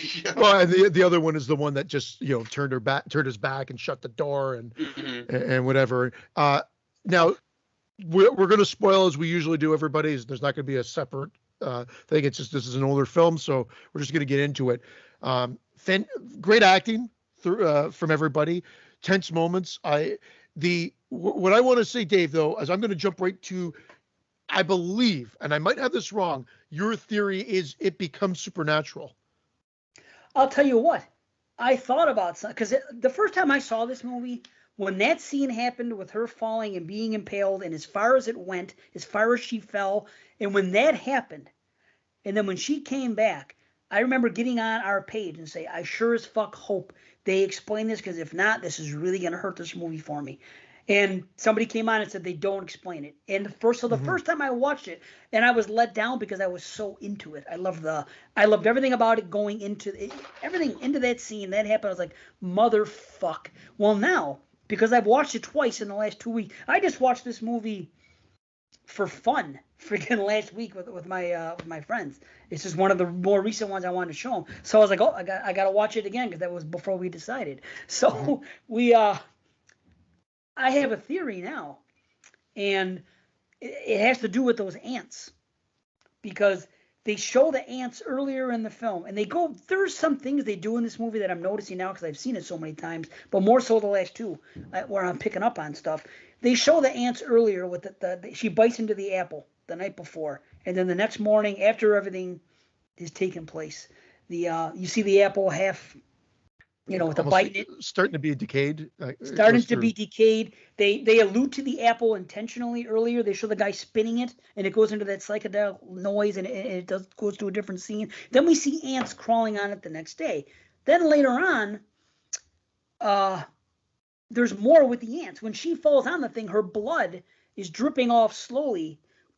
And the way it's filmed, it's so cool. The blood coming down, and it's by the ants, and we see from the ant eye view, I guess, and we're there, and the ants almost drowning in it and stuff. And then, but the thing about these ants is they're really strangely colored ants.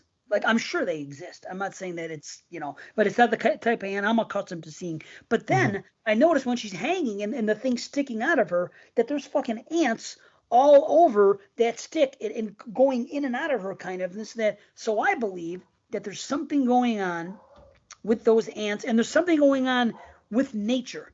And they hint at it later again because they show that the asshole, the raper guy, when he's out there, the way he treats the animal. Number one, these three are all hunters, and I believe big game hunters for sport. They don't say that, but that's kind of the gist I get. And later on, they show him the one guy, and he's pissing on the ground, and there's a spider. And he sees the spider, and he basically, for all intents and purposes, it's like he kills it with his piss. So you see him mistreating this fucking insect. Like a long weekend type moment where they're like pissing on nature in a sense. And yeah. I get what you're saying, and I think they're interjected there. I also noticed like the sort of motif of fire, flame, sound effects when intercut. And I've always taken it, and again, I don't want to confuse straightforward, but I think she's got a stylistic way to present her stuff, which is with the drops of blood. And I'm not saying they can't mean something more, but I feel like that was like just her stylistic way of showcasing things.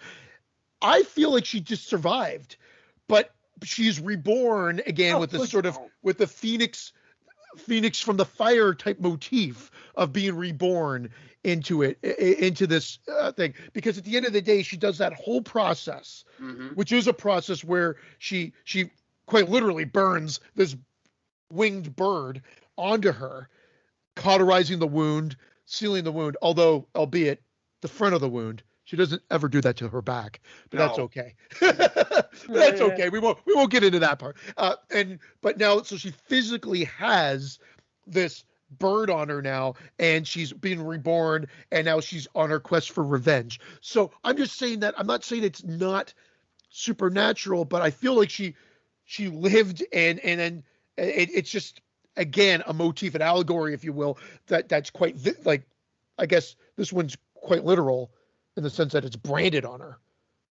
that she's reborn and comes back. But the way she falls and the way she is impaled on the tree, it almost like the tree is the only thing that's keeping her alive. If she pulls that thing out, she'll start bleeding all over the goddamn place. But she does it in a way to be very careful, like she has some kind of medical training or something. Again, it's not explained, and I don't care because what happens next is amazing. She does it in a way like to say, okay, but like Christian said, it's not a small thing, but it's a big thing. She never does things to her back. Doesn't mean that she doesn't. They just don't show it. Yeah. Because like she'd be bleeding all over the place, but that attention to detail, it is like she's going full on Rambo or something, healing herself in the woods or something. But yeah, that's the other thing and I see the symbolism of the ants, and that's very interesting, Dave. And I never thought of it like that, but I just thought the tree was the only thing that actually saved her life. Because if she fell all the way down and that wasn't there, it'd be like that scene in Midsummer where the guy falls on the rock. That'd be it. But the thing is, this is what's odd. what's always bothered me the most about the fall, and again, I wasn't even thinking about cauterizing the back, so I'm not trying to say I noticed shit, but I never thought about that. But what I noticed right then and there, and I said it that day on our Facebook page, the impact of her landing on that thing, it would have snapped her neck. That's what bothered or me. broke her back or something. You're right. If it wasn't I can't for disagree. Yeah. if it would have been a shorter fall or something or whatever, but that's the first thing I think of. I'm like, wait a minute, her neck would have completely snapped, and that would have been it. So that was my problem. So to me, in order for me to rationalize it, it had to be supernatural. Frankie's here. Hey, Frankie. They said hello. Hello, and Frankie Frankie. saw Revenge. They said hello. Do you remember that movie Revenge? Yeah. What do you think about it? I like it. It was pretty cool. Yeah, wasn't it? Yeah. Yeah. Did you question why she survived the fall when she got? Yeah, a little. Yeah. Yeah. I don't know. It seemed like a hard fall, like when she fell. I don't know. Yeah, well, it sure was, and the thing went right through her. Yeah. Gary, you made a good point though, but I'll wait till I don't want to interrupt Frankie. Frankie can't hear us. It did impale her. But Yeah. I don't yeah. Okay. So I just wanted to get your opinion while you were here because we're talking about it. Yeah. So. But Gary brought up. Should have survived or not? No, we're not debating. We're just giving our opinions on how and what our theories are on it. That's all. Yeah, but I do remember. I was like, well, she was impaled. Yeah. Cool. All right. There she goes. And again, it could be. I look at it because Gary mentioned First Blood, and I remember my dad always had a problem because he loved the movie, but he goes, he can't survive. He jumps out of a helicopter off the cliff through those trees. He's sliced up. He's doing some surgery on himself. They try to make it as believable as possible, but it's far fetched. And that was 1981, and here we have something kind of similar. I mean, but yeah, now you're getting fully impaled, and I think it's just a movie moment. I think I'm not sure if she actually dies and transcends, but I'm okay if that's what they're trying to go with, because they kind of double down on that with that rise from the ashes, if you will, or rebirth with the phoenix motif and the bird and everything. So I'm okay with that. I'm okay with it, but I'm also okay with it just being a transformation of girl into like woman killing machine. The apple could be like, again, you brought up the apple, and the first thing I thought of again was like sort of Adam and Eve kind of play with it as well. But again, I didn't think of it until you brought it up. And for the size of that the piece of branch that she was impaled on, for that to miss any vital organ has to be some sort of miracle from God or something, you know. That's why I go with supernatural. See, if I can't go with that, because I ended up turning around on it, and now I love the movie. You know what I mean? So now it's like, okay, it wouldn't be my number 29 out of the whole decade if I didn't love the movie. So it's like, I've found a way. If I can find a way to rationalize something, I will. I kind of took I almost copped out in a way by saying it's just supernatural and there's stuff going on in this desert, and maybe it's the native landscape and where they are and something's going on. And it's also like when they do things, when they show pictures of the landscape, sometimes when out by that pool, which looks beautiful, sometimes you just see the pool and then below that the bright sand, and then behind that the mountain with the snow-capped mountains, and it looks just majestic, beautiful. Then later on in the film, granted, you could say it's a different type of day, or it's maybe overcast that day, it looks more drab behind there. So again, I don't know, I just took it as, okay, there's strange things afoot in this desert. But then the ants, the last two times I watched it, made me look at it from a different perspective of these ants that were sent from whatever, Mother Nature to wrong to right the wrongdoings of these three freaking despicable men who are just despicable in every way. They you got the typical freaking objectifying a woman or rape. You have the obvious shots of showing, and I can't say I didn't enjoy it because she is fucking stunning, this Italian princess. You know what I mean? And it's like I'm watching, I'm appreciative of it, and I know it's a female behind the camera, so it's the whole male gaze, if you will. But they're doing that, and they're giving all these obvious shots of her being objectified as, being this attractive young woman. And all this is going on. Then later on, the guy tried to buy her off afterwards. He goes, I'm going to send you here. Typical rich married guy thinking that he could take his money and freaking, oh, everything's gonna be all right. You go here, yeah, there's a bunch of money in your bank. You can get a job up here. This now, granted, if it had happened to me, I would have taken the money and the job. But that's me. But I know, I know most people can't be considered whores, especially females in film, because that's not a good look. So I understand what she's going with. At least they didn't, and all the men are bastards. So I mean, maybe not the helicopter guy, and that's just it. If the helicopter guy would have made some salacious remark or done something, some shitty fucking remark to the guy about the girl, objectifying her or saying something, then I would say this is too agenda driven. But she let the guy come in, just be a normal person doing his job and leave. Some movies nowadays make it a point to have every single male person be an asshole. You know what I mean? And that's why in this case it doesn't bother me. It bothers me when they do it when it's extremely obvious. In this case, it doesn't bother me at all. It's all it takes is one little thing. Oh, it didn't bother me at all either. No. And I love a female revenge story. Love it. I love fucking female killers. Always have. So now the sorry, go ahead, Gary. You're our guest. The objectifying of not necessarily her, but like showing like how beautiful and how like girly she is in the first part of the film until her rebirth happens. Is important to show that the beginning part, because after what happens to her, she changes, obviously. I mean, she's bloodthirsty in a way to get revenge. That's what the film's called, obviously. And one of my favorite parts of the movie is when she gets a hold of the big hunting rifle. And I'm looking at her in her condition. I'm looking at how much she weighs and everything, at the size of this gun. I was like, this gun's going to knock her on her ass. And guess what? It was very realistic, and it did, because the force of that rifle would say, hey, I'm going to knock you on your skinny, pretty ass. And, that it did what it did, See, I agree. She was more prepared the next time she fired the gun, but, that kick of the gun, I was like, this is going to knock her down. And then it happens. So I'm like, well, that's nice and realistic right there, And that's what I like about this movie, is that as far out as it is, obviously human beings can't bleed that much, and they all do, and they all have trails of blood. And I think that's done just for fun, and that's just part of it. But they interject some realism in there where it's like, okay, the gun knocks her over, that happens, and then the guys are not stupid. For once in a movie, in a revenge tale, they're not idiots. Like even that guy was waiting there. And he goes, this is my preferred method of hunting. I wait for the prey to. Do you think I'd be that stupid to leave a loaded gun near me? You know what I mean? Because she picks up the gun and you think she's going to blast him. In any other horror movie, that would have happened. But they don't make these. I mean, they're made out to be bastards, but they're not made out to be complete fucking morons. Maybe the one guy, the guy that actually does the raping, is the dumbest of the three. But I mean, I don't think that they're what's like stereotypical fucking fodder, because they happen to be bad guys that are dirty and they rape it and they kill and then try to cover it up. Where in a regular movie they would be. I like the fact that there's realism put in, even though there's all this surrealism with her surviving and the blood splurts and how bloody everything is. I enjoy it, but I like how they tie it in with.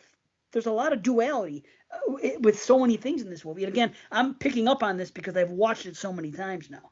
So, You mentioned the supernatural stuff, and that can be very real, but this is one of those films that does something I like very much.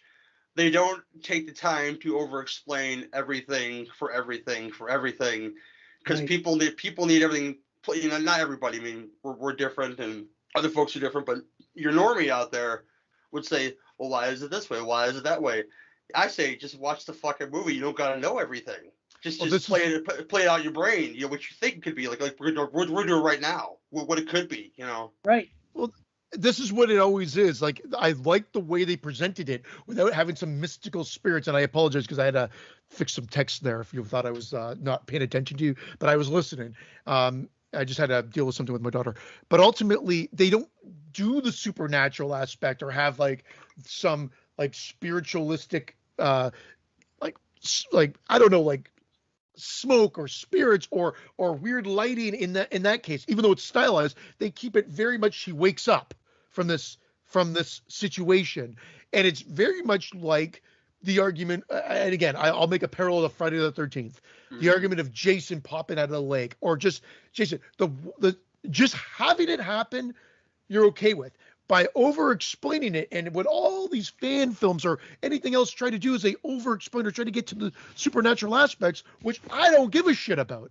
I just like it, let it present it to me, and I can work it out. And this movie does it in an intelligent way. I'm not saying it's on the Friday the 13th is necessarily an intelligent way, but I'm just saying when it's spelled out for you, you'll lose some of the magic or the mystique. And this does it a perfect way that you can piece together enough of it that you're like, okay, this is enjoyable. And it's not over. If they over-explained it or showed too much more, it may have lost me.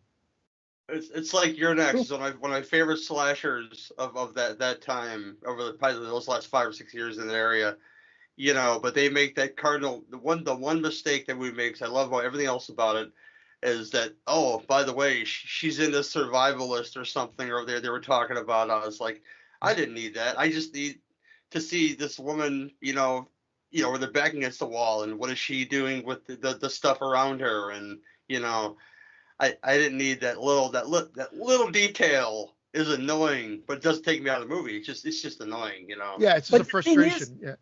It's tough because if you don't explain, sometimes people get like, look at Halloween 2018. How many people complain that how come Laurie Strode is all of a sudden having fucking Rambo skills and can do this and do that? At that time they complained, and then you could take it on the other side and say we don't need an explanation. I think there should be a meet in the middle where there's just enough shown. You know what I mean? I don't know. Well, I think maybe this is what this movie does. I think she wakes up and you're like, what, she survived? And then you interpret it like that. She breaks off and she's dragged herself into that little cave, and then she has her whole rebirth. So, I mean, again, they piece it together in a way that makes it as plausible as it can be without, again, showing the cauterizing of the back portion of the wound. But again, they play it out, and now she's transcended, and she's on a mission, and she goes after them, and then she kills that first guy by stabbing him in the eyes, in both eyes. And I thought, again, other than being super awesome and cool, I think it's because he saw what could have happened to her and did nothing. And I thought, like, it was literally another thing. Like, wow. Yeah, it's like boom, boom, like right into his eyes for like a punishment of for that. See, another thing to make it like supernatural in a way, which I'm gearing more towards Dave's point of view on this, is that the amount of blood she lost from being impaled and being for however long she was laying there, which had to be for a very long time. There's no cookies in the desert, people. So she cauterized that wound. Like, I go find something to eat now. Which would have been an awesome scene if she found something in the desert like to kill and eat. I would love to see that scene just to show the bloodthirsty nature of her new digs, if you will. And they could have. Yeah. And does peyote have principles to it? She was on peyote, so maybe unfortunately for me, I haven't done peyote. I would like to. I do know that it's known to. Two things are known to happen with it. You're known to puke on it, and you're known to see Jesus or Christ or God or something. People have like those type of experiences on those things. So I've been told. I have not done it. I came close once and it fell through. Either way, I hope to someday, but I know it's pretty heavy duty. But again, back to blood.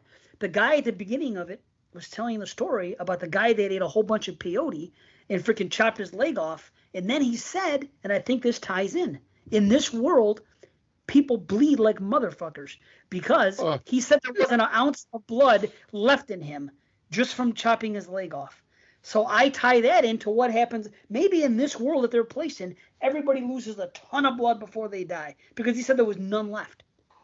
Well, just look at that house afterwards. Holy shit. Like the awesome. Floors are just pretty much mopped with blood.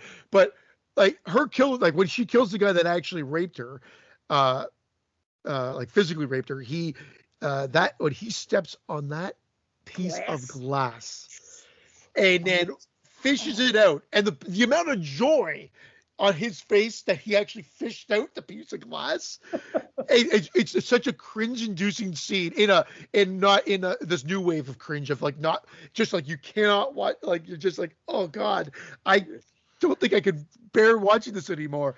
And then he takes the glass out, and the satisfaction on his face is hilarious because he's like, Yeah, you've yeah. probably just done more damage, but you're so happy that you pulled that piece out. But then he realizes how much, he can't put any weight on that foot when he sticks his foot on the gas pedal. He's like, yeah, Right. this is just like the worst pain ever, Oh And God. Maybe I'm reading too deep into it, but there's 2 times it happens in the movie where it's like in this case, it's him physically violating himself. He's digging in to that wound, which again, you Correct, can which looks like a vagina. exactly, and, Yep. and having to pull it out and the pain that it's causing and everything else. And then later on, she physically, when that guy saran wraps himself, she physically penetrates him Correct. to get out of that situation. So it's quite literally revenge in those 2 instances as well. And I didn't pick like it's not maybe they went over. I remember it. But again, this time it really drove the point home when I watched it. Sorry, Gary, I think you were about to say something. When I was about 80 or 100 pounds heavier, I broke my ankle one winter, and let me tell you, the first time I tried to step on it to try to say, "Hey, is it broken?" Fuck yeah, it's broken. So I know that guy's pain.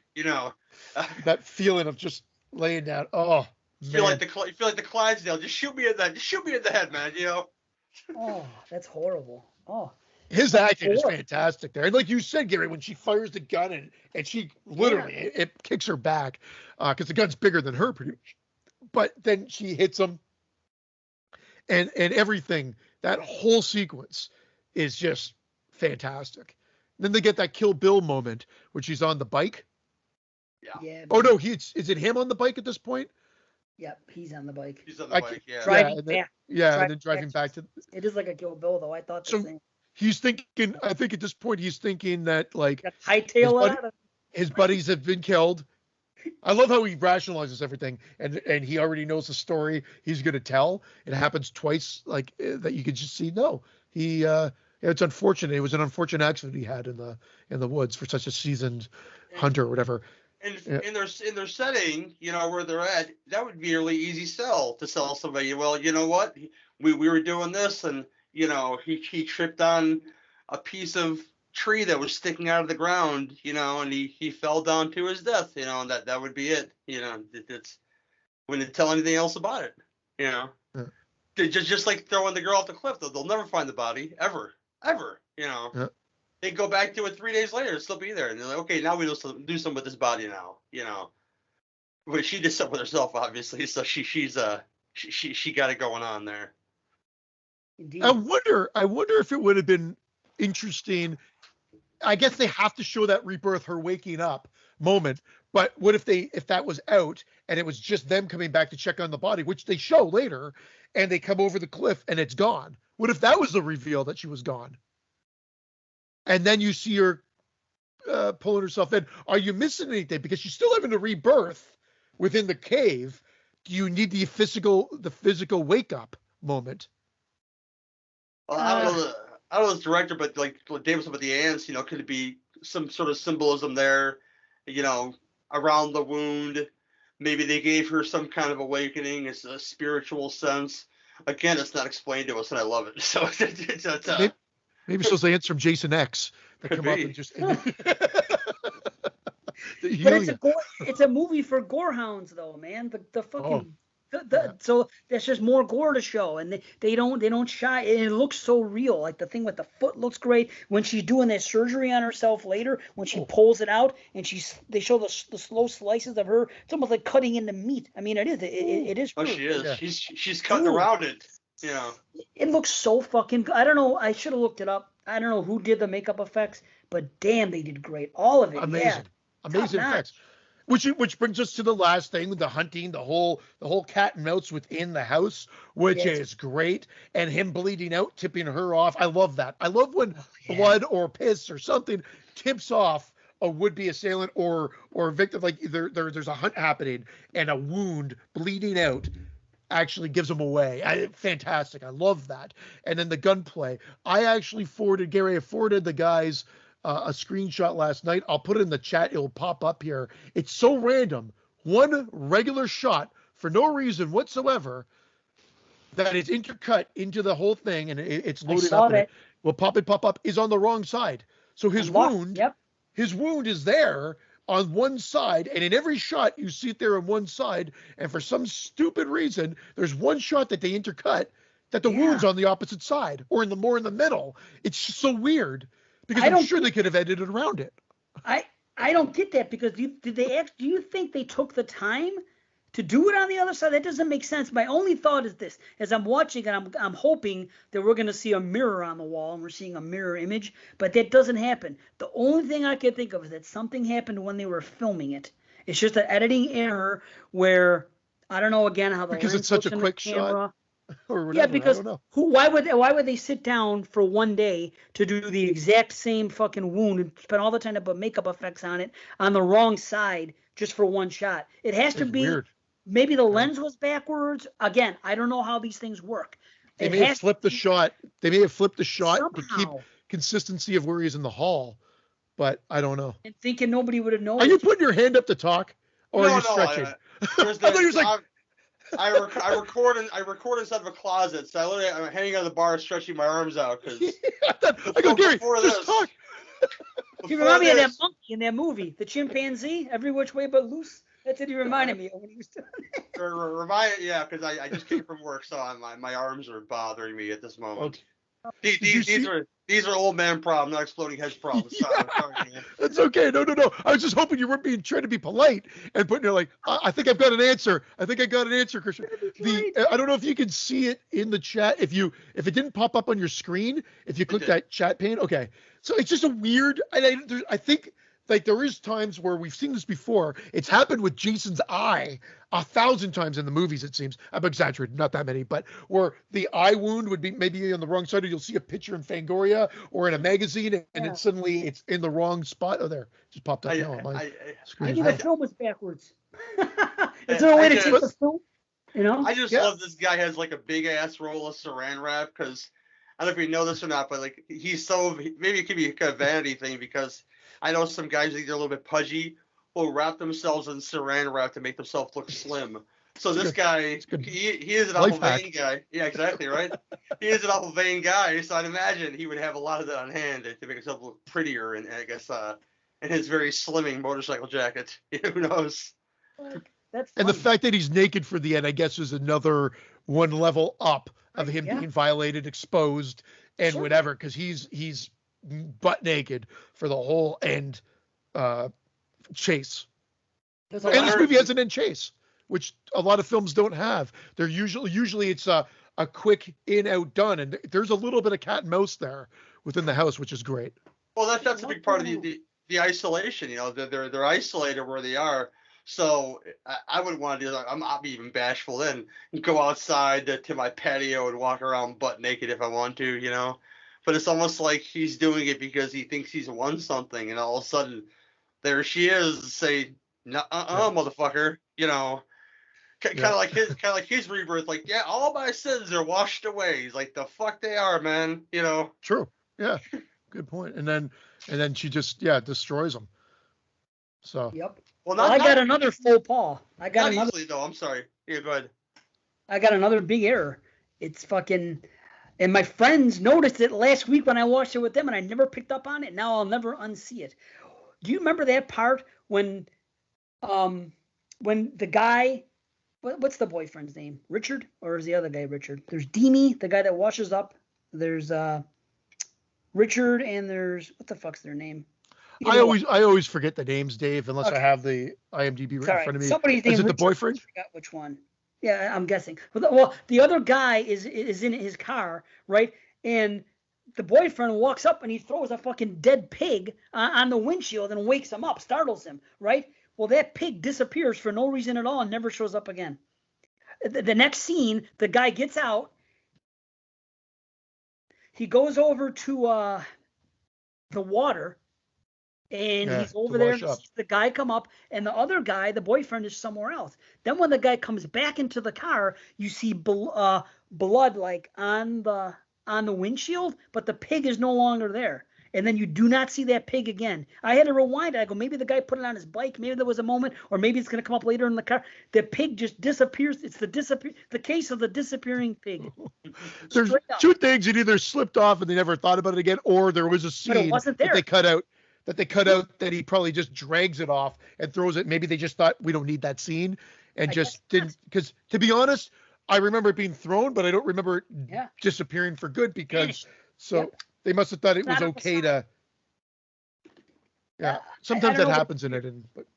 Yeah, it's fucked up though. I mean, they even show the truck on the beach. They show a shot from like maybe it's on the side. I was looking last night. Maybe it's here. Maybe it's straight up just disappears. More blood appears from this fucking stuck pig. You know what I mean? But the pig itself vanishes. It's crazy, man. Like Chris said, probably something deleted, because the very next scene is him turning on the windshield wipers to get the blood off the windshield, which is not a very efficient way to do that, but it is what it is, I always love when they do that. And it makes the whole windshield more bloody. Right? But no, some great gore, as you already mentioned. Probably some of the best that we've seen in recent years. Yeah, man. From practical effects work, and then they had the exploding head. We can't leave out the fact that there's an exploding head in the movie too. It's great. Yeah. Yes. And I almost thought it looked digitized, and I played it in slow, and even if it was really well done. Because they show the face come off and the blood splatter, and they're outdone without dwelling on it too long. And it was a dream sequence. So. That should be a Friday Nightmares special edition. The exploding head guys talking about their top 10 favorite exploding head scenes. See, yeah. We've talked about it. Are you listening, Scott and Heather? This could be a thing, Yeah. I think we have listed our favorite exploding heads. No. This movie wasn't out yet at this point. Or did we? I thought we did. We talked about doing it, but I've never done it. I think we off the top of our head gave like 3 one day or something, but we never sat down. It's been asked to do it, and there's so many. I know I'm gonna miss I know Maniac, Dawn of the Dead, and of course Scanners are the ones that typically round out the top 3. But you could be correct. Yeah, maybe someday. That would be great. But man, what a great! I wish we had more time because I could go on. There's some good line. The guy is actually smart. I love that part because that's how I would play too. The guy says, "I'm really sorry about Jen," and he's like, "Who?" Yeah, well, that's what I said. That's his first thing where he's like erased her, and then his buddy. It's a whole thing. He already had it planned. Oh, it's a terrible accident. Being such a seasoned hunter that this would happen or whatever. Like he's that focused and I guess evil. But he busts the other guy's balls because he deserves it because he didn't have to go rape that girl. Because that happens. If that doesn't happen, none of this happens. But he goes, well, you seem to have balls last night, he told him. You know what I mean? Or is that only with a woman or something? And then he said something about that. And then later on he goes, well, it's a good thing we brought the heated seats for something, he said, for Stan's ass. Yeah, his name is Stan. He goes, the good thing about the heated seats for Stan's ass, he said. So he busts his balls the rest of the movie, and he has every right to. Not that he was any better, but I mean, still.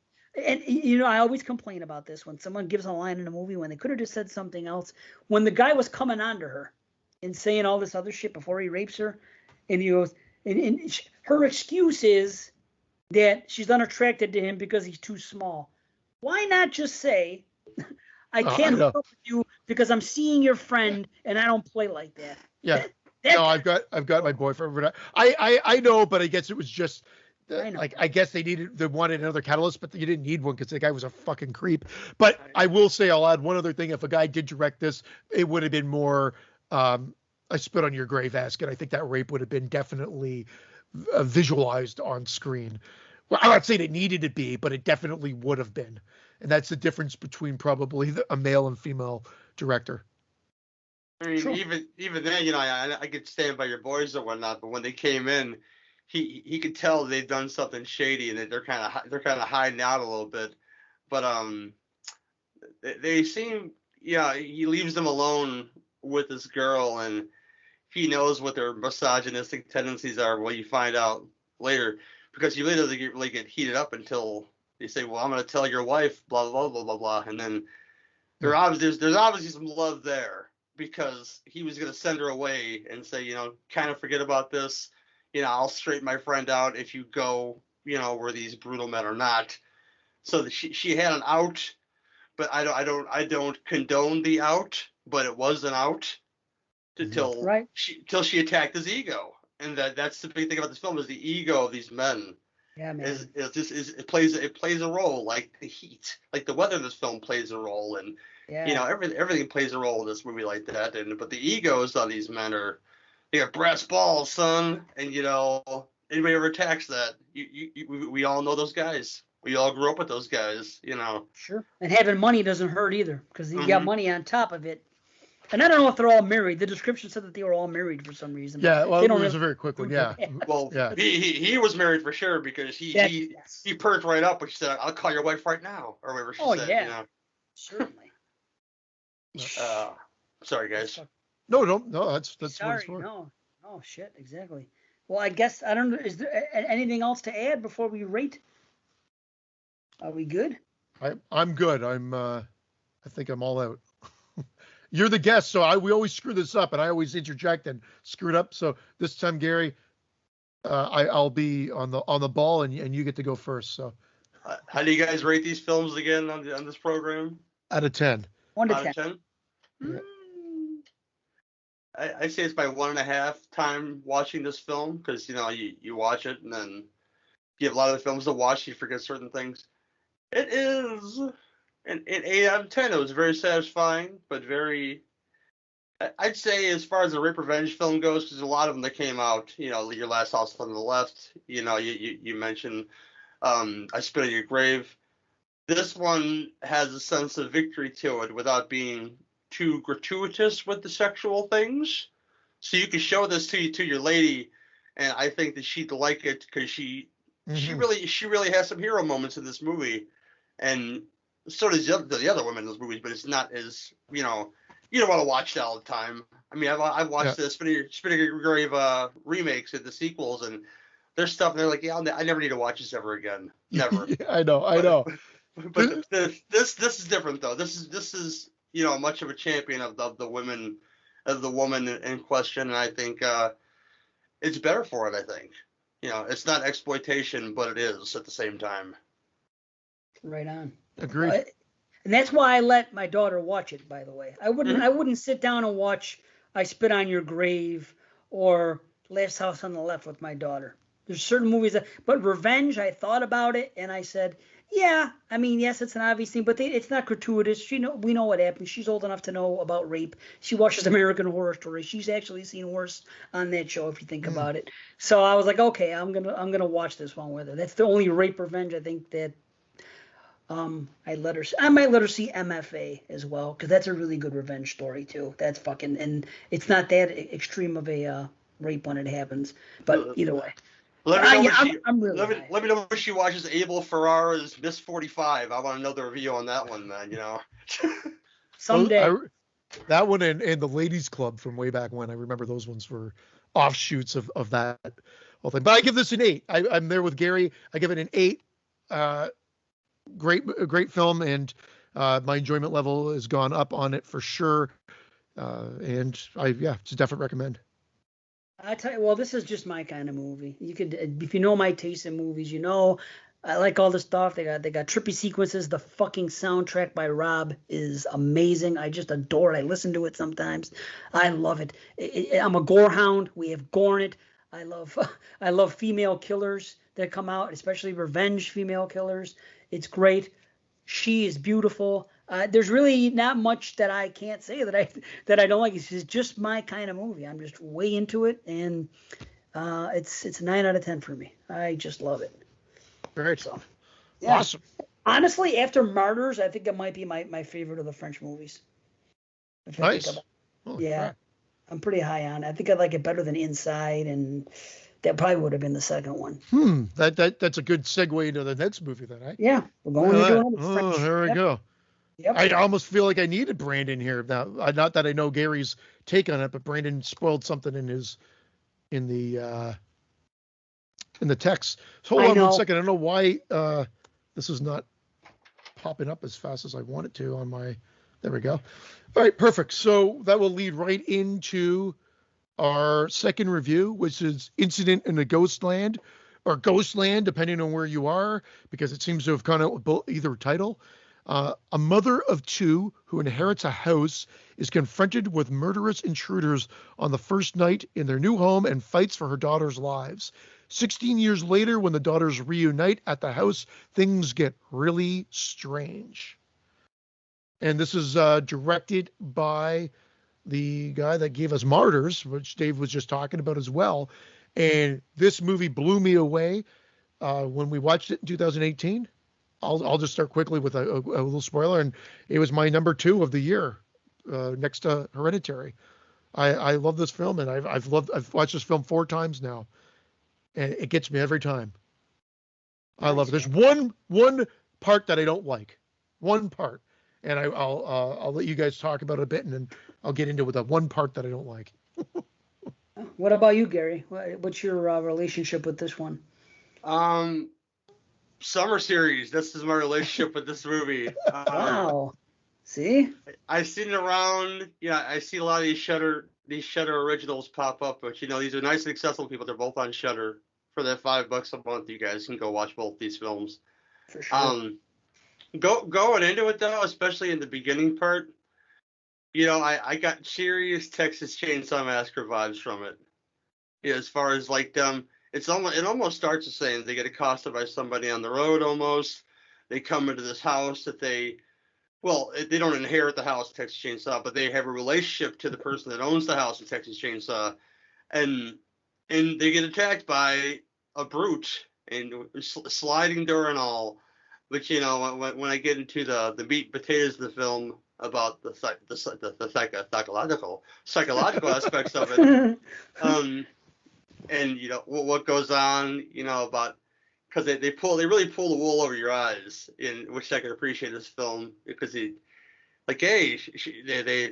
survived the attack, or did they? Now she's this famous author and blah blah blah. She gets this call, she has to go home, and then you find out, spoilers, people, that she never left the fucking house, and they're stuck in the house, and the mother died just like you saw, and stuck in that exact attack in that moment. She just, yeah, man. So that and the whole, almost like Stockholm syndrome in a way, because the daughter, the one daughter, kind of accepts her situation. Like, yeah, we're stuck here. Don't make too much noise. Don't make him angry. Blah blah blah blah. And that's an aspect of the film until, of course, they buck up, of course, but that's not implemented by her. She's kind of like the complacent one. I don't love it like other people love it, let's put it that way, but I'm gonna let you guys talk about it. You guys can convince me to say, hey, this is my number 2 of 2018. Well, I think Dave will be the one that agrees with you a little bit more so. Brandon and I, just based on what Brandon said, he said it was a powerful film and everything, and I totally agree. I just like the way they tell the story. I said there was one thing that bugged me. There's actually 2, but I wanted to correct that. The one thing that bugs me is that the girl got hurt, physically hurt on the show. I heard that. Which one? And scarred. The girl that played the sister that was all bruised up, that went through the most as a young girl, the traumatic one. She's Canadian. She's been in not Daredevil. Deadpool and a few other things, and she's still working, but she sued the production of this because she actually got a scar that's permanent from it. And that's unacceptable. You should not have to get hurt on a fucking movie. It's a goddamn movie. It's make-believe. To get hurt and scarred like that, that's unacceptable. So that is absolutely unfortunately a mar on this film. And then the other part is a really weird exchange that they didn't even need to have, which is when the cops, they run up to the cops, and the cop goes back to the thing, and all of a sudden everybody seems to know what they're talking about, and I don't know what's happening on the radio, where it didn't need to be. It needed to be done. Like, they're talking about, oh yeah, what's your face at the corner store knows those girls. I'm like, why is that happening in this car? Why is it a big deal? He's like, oh my god, I thought it was some big deal. I'm like, what? He saw the girls, big deal. I think the big deal about it is to make sure that you're in the same time frame of when they got there. This was maybe like a couple days later. To say the store recognized them and she knew where they were going. Like, yeah, this is going to be a thing. But the part about them getting older and them well, it's all part of her delusion, of course. But Yeah. that part, I guess it's there for the people to say, hey, just in case you didn't know, this is still within the same couple days time frame, and they were Okay. still in the house, and Maybe, huh? because they do that quick jump at the beginning to say, hey, now she's gotten past this trauma and is getting on with her life and getting through that through writing these books and blah blah blah blah blah. But then all of a sudden, none of it matters at all because they're Well, still in the same place. and but again, you're probably right, but it was forced and unnecessary, and it sticks out like a sore thumb, for me. That's the one thing I'm like. Otherwise, it's great. I thought it was also maybe to give context to where they lived, so that they could get there at the end, the cops. And they could have just said, where'd you come from? Oh, the house back there. And then they just like, oh, the reporting that they just came from a house run so-and-so road. And that's it. And then the cops could have made it to the house at the end to quote unquote save the day at the last minute. But I agree. Like it just, or I guess that's what they were trying to do. It put it in the time frame, but it was not necessary. I don't think it was necessary at all. Dave, sorry, I went on. I didn't expect to go on a rant. You haven't really said Man. much, and I apologize. No, it's cool. I was hoping that the third time would be the charm. And again, let me say, I've never not liked the movie. I just the first time I watched it, I enjoyed it. I knew a lot of people were really into it, and I was like, yeah, it's okay. It's pretty good. The twist is fucking great. And there was just something about it that I had trouble following it or caring as much after a certain moment in the film. And then I had to watch it again for Summer Series. And it was the same thing. And that was just a month ago. Last night I put my glasses on, my everything, and I said, I got excited. I said, this is gonna be the time. I really want this to hit me the way it hits all kinds of people. And I will say that I have come up a little on it. So that's something. I still have some issues that I will address, of course. But yeah, I do enjoy the movie. The first 50 minutes for me, 50, are great. Something happens to me every time after the realization, because I love the twist, I love all that. I'm not knocking any of that. As soon as she is the doll and she's put up in that thing, the movie to me slows down real bad for like 10 minutes. She's just sitting there looking around, and I understand you're building suspense, but it seems like it takes so long and it's for nothing. And I don't know why I fall out of it at that moment. I just do. And that's what it is, and it kind of loses me. And I'm watching the movie, and I can't stop my mind from not drifting off and thinking about. I'm not even looking at my phone anymore. I'm not getting notifications. But after that moment of the film, I'm so engaged for the first almost hour, and then something happens for like 20 minutes there, and it just seems like it kind of comes to a crawl. And I don't know why. I can't specifically say anything or give a reason why, but I always find myself just kind of saying get on with it, and I don't know why, but my mind drifts. I can't stay. It moves too slow, and I like slow moving movies when I'm focused on something. I think maybe the aesthetic or something, the orange yellow piss looking light that's in that place at night or something. I honestly, I'm just guessing. I'm really taking shots in the dark.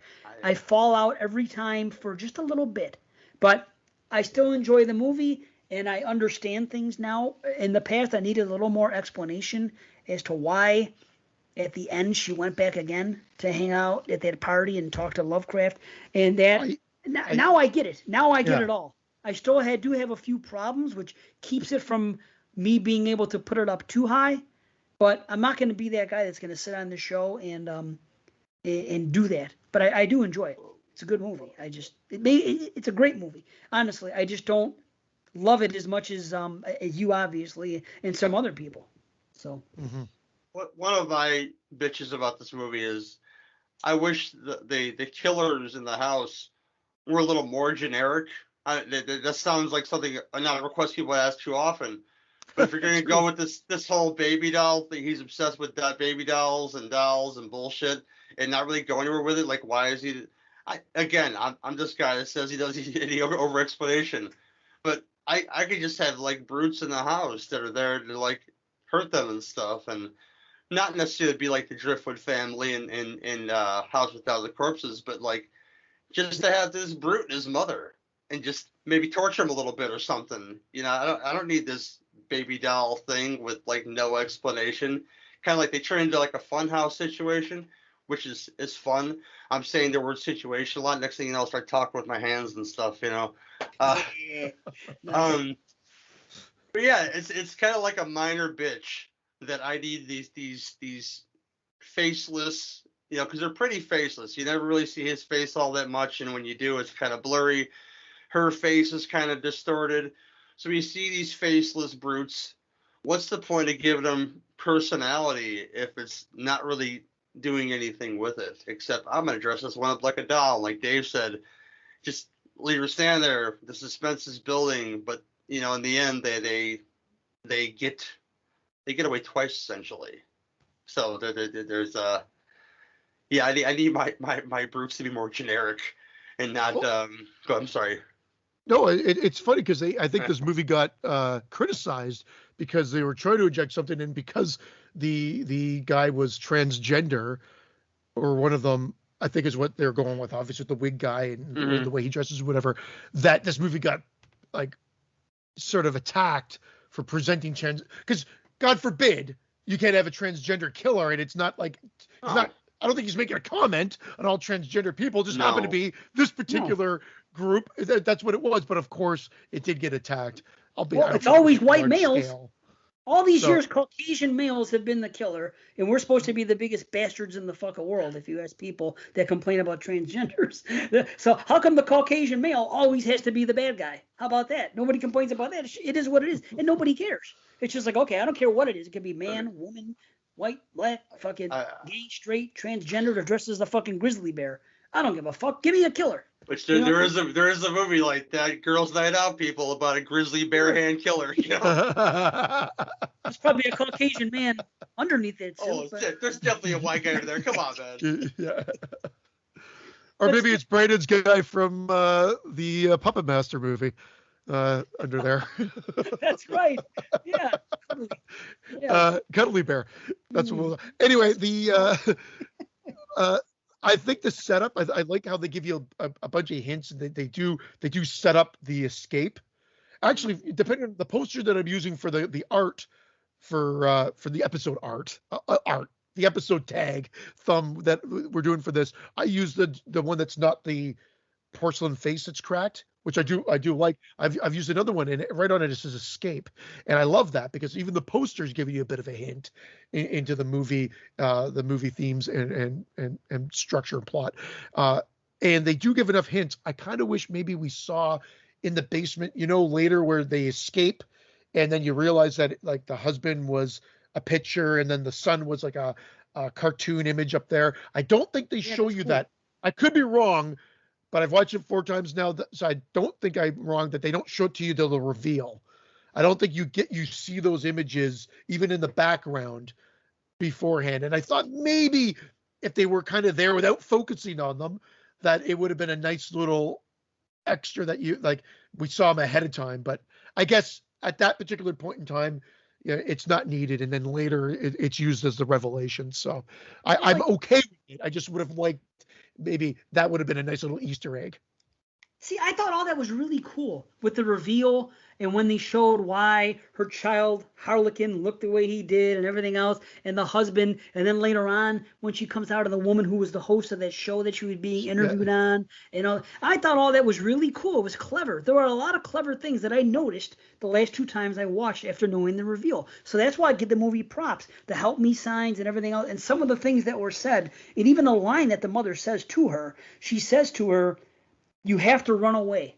Yeah. Is the line. And after that, that's when she does run away mentally. And then later on, when her sister says, "You have to come back." So they time it perfectly. They do it really well. And I like the sibling rivalry in the beginning and everything else. And the setup is all good. One of my complaints you said about them escaping is this. How come when they realize, when she comes out of it, when Beth comes out and she realizes where she is and she has that thing, the next scene they're sitting there and Vera's bouncing around eating candy and this and that. Now we come to find out that they're not there because they come back later and they honk the horn. How come at no time they don't try to escape? That's my first question. I think they're locked down there. Yes, but show it. How do we know? We're just guessing. Okay. Yeah, and you know what? The other time is just to go back to what Gary said about the time frame being within a couple of days. This seems like it's been a couple of weeks later. Because like it says, she's bouncing around and eating candy, whatever like that. She's beat up. Like I would assume that that they've been tormented for a week, 2 weeks, whatever it may be. Again, maybe that is the same time frame. You're thinking it's just 2 days later? You know why? Yeah, because when Beth leaves, I don't think that she's gone mentally for 2 straight weeks. I'm guessing it's a couple hours she jerks off and goes into that state. If she went in that state for a couple weeks, she would never come back. That's what I think. I think that she's just gone. She got her ass kicked for a few hours, maybe a day, and they did their thing. But that's my take on it. I think it would be too long if it were 2 weeks. I don't know. And I think that Vera's happy because her sister's back. You know what I mean? Okay, but they should have at least said, okay, now let's get the fuck out of here. They're not here. And then maybe run up the stairs and then hear the horn honking. They dropped the ball. I had like 4 questions that I don't think anyone's going to give me an answer to, and that's why I don't put it in that level. That and aside from me drifting off a little bit. But that's one of them. My main thing is this. This is my main complaint, and it's she stops into the store on the way up and reads the newspaper, and this is an ongoing thing. That they said 3 or 4 families or something are going around. They're killing the parents, and they're staying in there with the girls who are about your age. She tells her sister. Mm-hmm. So if this is an ongoing thing, nobody's going to be suspicious of a fucking musical playing ice cream truck driving around at all hours of the day in this fucking small area. Come on. Look, it goes back to the isolation, because like the very end of the movie where the girls in the ambulance. I'm sorry, I'm bad with names too. I forget which one it was. He says, you're stuck with me for a while because the nearest hospital is 40 miles away. Now that tells me that this house is out in the skids somewhere, and they have no neighbors, nobody to hear them scream. Geographically. And, geographically, they're away from everything. They inherited this house apparently, and these people are obviously still there doing nasty things. And I think that one more thing, real fast, the fact that Vera is so surprised to see her sister, after, she supposedly comes home after being away for such a long time, which is obviously a delusion of hers. I think that maybe the girls were separated in the house. They were doing nasty. The one was doing nasty to the other, one was doing nasty to the other one, and they put them back together in the same room, and that was her natural reaction of saying she's glad her sister is all right, because they both have been being tortured by these people. And she's giving them one of those fluffy nutters that you were talking about earlier.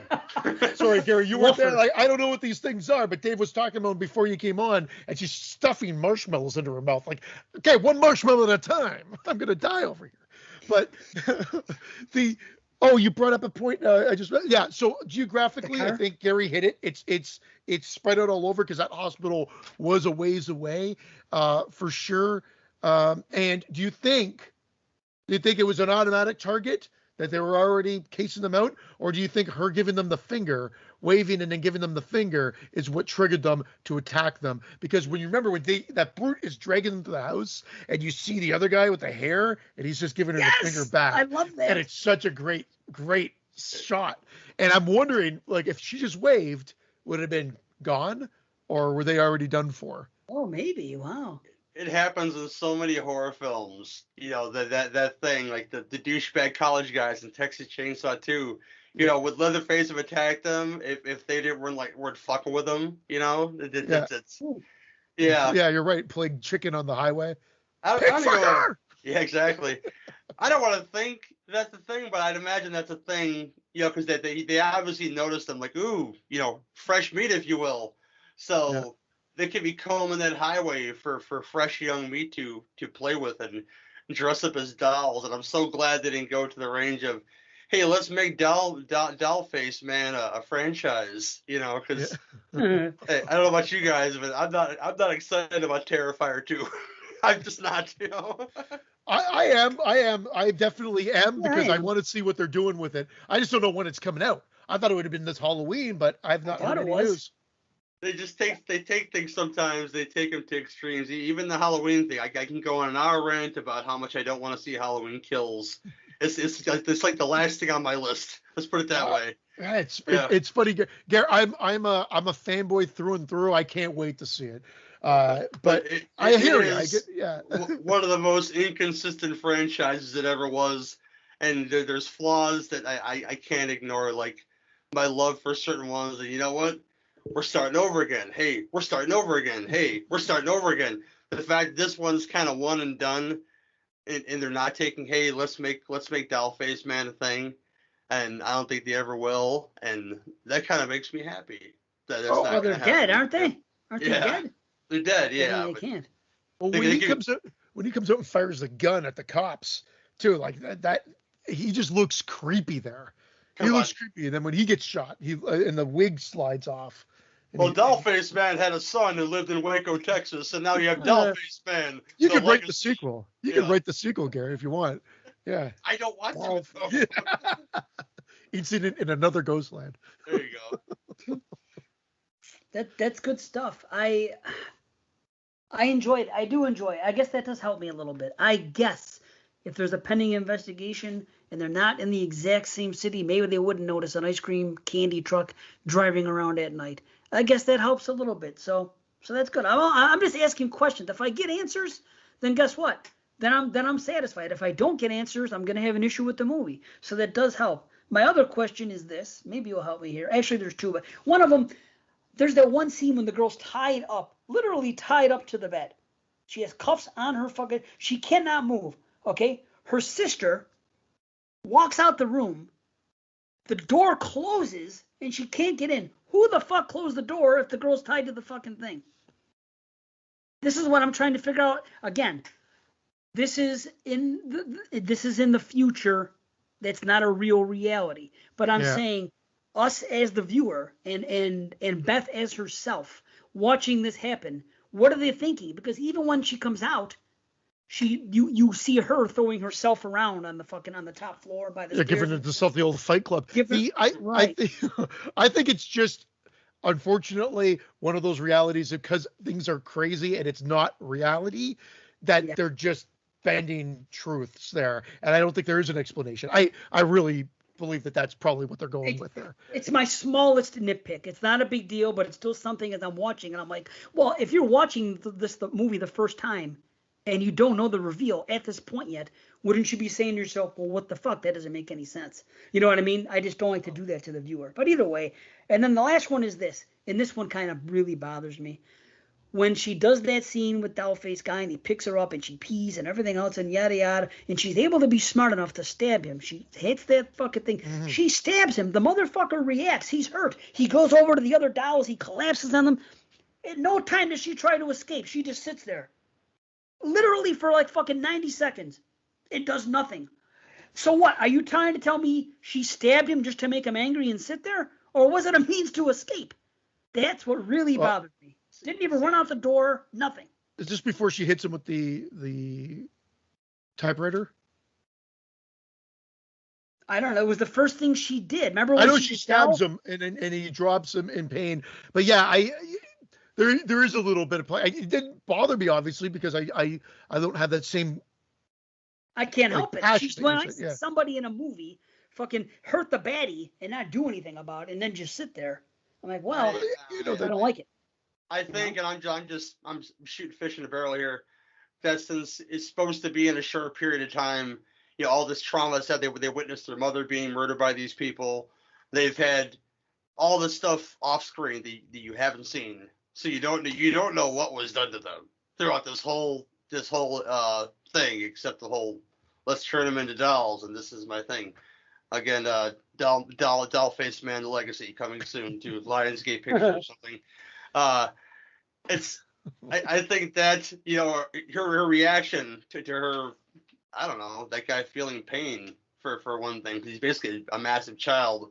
Again, like Leatherface, he's like a big kid when he feels some sort of pain or something bad happens to him, he reacts like a child because he's kind of simple, much like this guy.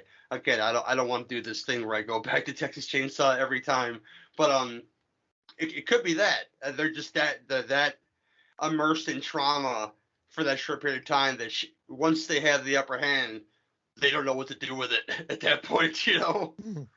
Well, I don't guess that's know. okay. Yeah. I guess it's okay. I just can't help but notice, and when I notice these things in movies, it's still gonna hurt it a little bit for me, and I can only rate it so high. I see things happen. I'm like, well, because it could easily have been fixed. She could have even made an attempt to run and call for her sister and this and that, and then because of everything she endured, just collapsed on the floor. That could be a show- thing too, though. You know, what if what if she escaped and the sister didn't make it with her? You know, what were they gonna do to the sister until they found her? You know, that could be a thing too. Again, I'm just breaking analogies here that could Just because show it though. You know what I mean? Like like earlier, like I said, when they're in the basement, they never tried to escape, and then all of a sudden the horn comes. It would have been for me if I'm directing or writing this movie. I would have said, okay, let's have a surprise when the horn comes. But aren't the fucking viewers gonna wonder why we're not trying to escape? This is what I'm thinking as I'm writing this. So or this I or would this have had could to run up the stairs and the horn honk. Something. or this could be another delusion. I mean, this is coming from a guy whose favorite franchise is the Phantasm, series, where you're supposed to suspend disbelief throughout the whole series. What is real and what is not real and what is happening. And you know what? I have a great time for 5 films, and I do for the you most. know, I just think that since delusions are everywhere in this movie, who says that her stabbing this guy is even happening at all? Who knows? This could be her fantasy of in her head what she wants to do, but she doesn't do it. I don't know though. It could be. No, and I like the fact that we're arguing it, and that's what this is all about, and trying to discuss it. Because, like, it's funny. Quite frankly, I didn't have any issues with this stuff. It was the almost exposition filled. Hey, we got to jam this dialogue into this 10 to 20 second piece of the cops interaction, which is like, I find it kind of threw me off. I'm just like, why? Now, again, it's such a small portion of the film, but I'm like, it could have been handled so much differently that they could have drawn conclusions. Even if it's geographically surrounded, then that means there's only one frickin' house in the immediate area that they must be coming from the so-and-so house, done, and left it at that. It's just so weird of an exchange. I don't mean to harp on it, but it's just the thing that stays out as a sore thumb from otherwise everything else being quite enjoyable to me. You're looking for that minor imperfection of something that you love. I get it, man. That is exposition that was done twice, and I'm gonna give you that for sure.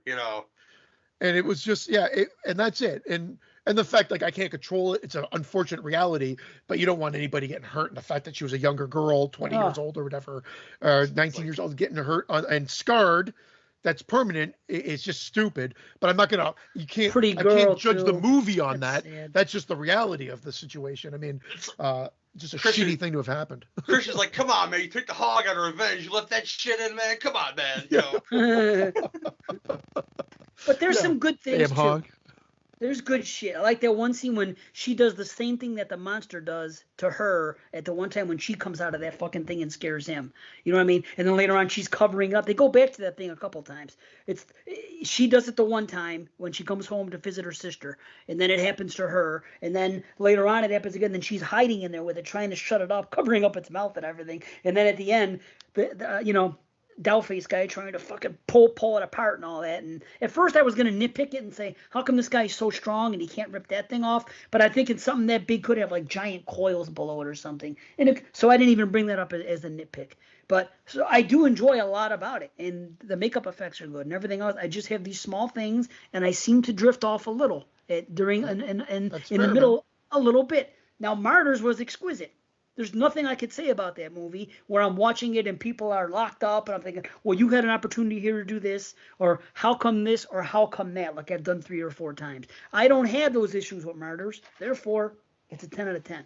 You know what I mean? But that's Martyrs. That's what I'm saying. The guy's capable of that. I wonder why he didn't think to, I don't know. But whatever. It is what it is. I still quite enjoy it. I just had to bring I don't know if we've changed Gary's take on it, but I'm interested in finding out where he kind of lands. Because has the summer series episode hit yet that you guys discussed this?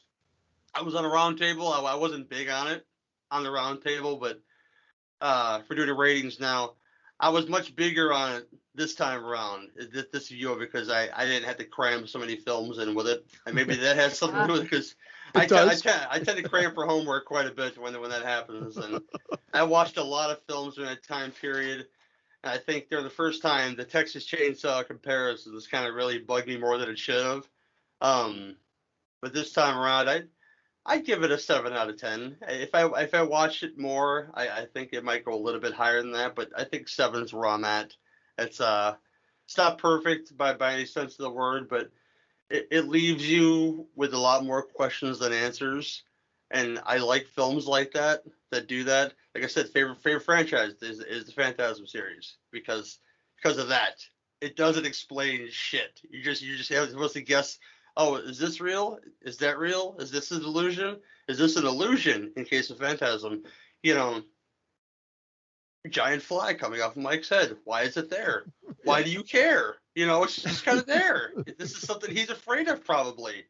And this film does all that, but it does it in a much more efficient way. It has a very beginning, you know, very shaky middle with all delusions, and then the end that lets you realize that, you know, everybody's not going to be okay, obviously, because they had this is probably an argument amongst people who like this movie over these past 3 or 4 days or 2 days or however long they've been around these people with this getting extremely tortured by these people.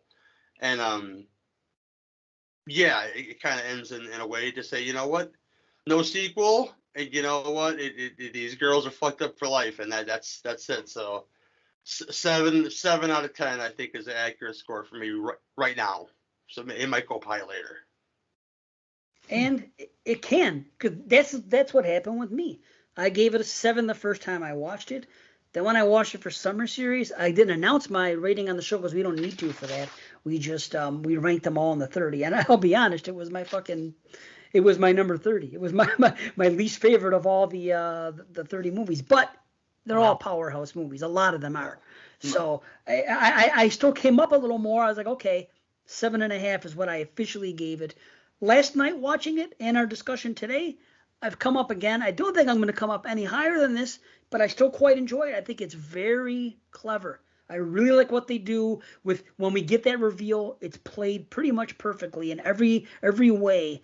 And when they come back and everything, it's the time that was taken to do that. They really put their best foot forward in all that stuff. So I got to give it props for the reveal of what happened and everything else, and very good. But for me, I'm higher than I've been before. It's 8 out of 10 now. Nice.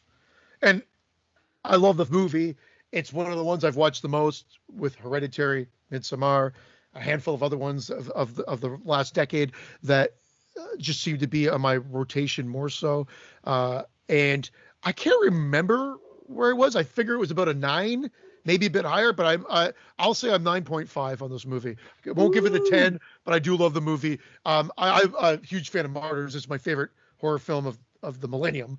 So right. The fact that that he even has another film that like can get somewhat close rating wise is shocking to me, because I don't bring him up in conversation as much. I even actually like The Tall Man. Not nearly to the same extent, but you know, maybe at the 7.5 range. So he's got a good track record with me. So I always enjoy what they bring out, and yeah, I am very high on this movie. I really love it. I think it's powerful. I love the last line of the film. It kind of just gives me chills, and I always get emotionally invested in the movie. Like, I actually feel like this movie could almost bring me to tears, and I don't know the reason why. Wow. Maybe it's because I have 2 daughters. I have a son too, but I have 2 daughters and my wife, and I just kind of think if this was them and whatever, you just the sister camaraderie, and maybe it's that. But yeah, I'm emotionally invested, and I love this film. The two daughters say no. It would play a role, because, you know, what if your 2 daughters were thrust in that situation?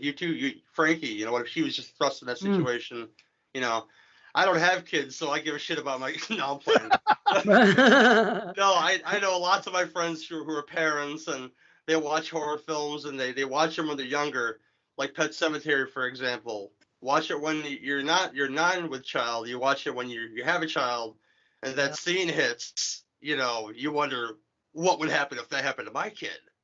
You know, I'm not saying they're gonna go bury him in Indian burial ground or anything, you know, but the grief, it's done better in Hereditary, obviously.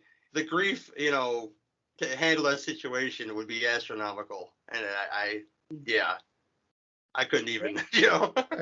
And that's it. And Fuck. yeah, I just figured that you would hope that they would help fight for one another and go. But that could easily be it. But suffice it to say, love the film. I'd still love it.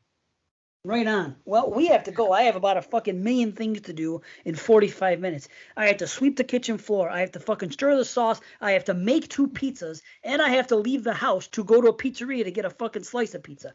I got all this shit to do in 45 fucking minutes. You believe this shit? Football season is here. So you're making that sauce stick to the side, boy. You're supposed to stir that shit. Come on now. Tell me. I'm going to get my balls busted. I don't get up there and stir right now. Exactly. So, what else? Let's get it done. We gotta go.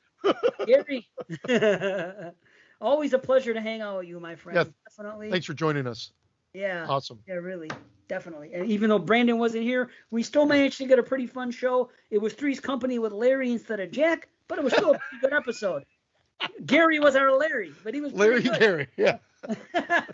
You know, it was all awesome. good. We had fun. Yeah. And Gary brought some dropped some science on my shit and helped me with a couple of these some aspects of this movie. So that's good. So you got something to plug? I know you got something to plug before you jet on out. Well, I know you guys got to go, but you can find all my stuff, all things I've mentioned, on Legion Podcast, Legion Patreon. You can find Blood from the Core, which is a show I do with Derek Bourgeois, all about New York City-based horror and thriller films. Nice. That's a Legion Patreon exclusive. You can find Legion Patreon exclusive stuff from Last Call of Torches, which is the Walter Hill show. We do Patreons. We did Nicholas Winding Refn's Drive, which nice. I dumped on the Neon Demon because I didn't like it very much by saying, let me give a compliment. Well, Drive's a really good movie because it is. And I don't love Neon Demon, but you know what? But there's that. But yeah, everything on Legion YouTube, all that good stuff. Could go listen to a show. That's where Scott is constantly being abused by Heather. You know, the bullying whore that she is, that I love so much. But yeah, that's it, guys. I'm sorry. I know you guys got to go. No worries. All good, man. Worries. So thank you again, Gary. Thank you, listeners. B, we missed you. We love you. Hopefully you listen to this. You better listen to this shit. Why not? I'd listen to us if these 2 guys, if they were here without them. Yeah. Lay down in bed, get some sleep, and fucking put on some earbuds and listen to this show. You know what I mean? Because your name came up probably more than it ever has any show. So, you know. Anyway. But patrons, we love you. Gary, thanks again. You guys are awesome. Football season's here. I got to jet the fuck out. So much love. Peace. Peace out, guys. Manchichi, and yeah. I was going to say play ball, but you don't say play ball in football. That's a baseball thing. What do you say at the beginning of a football game? Anything? No, I guess not. Wife's here. I better run upstairs and stir the sauce. Love you guys. See ya. Bye-bye.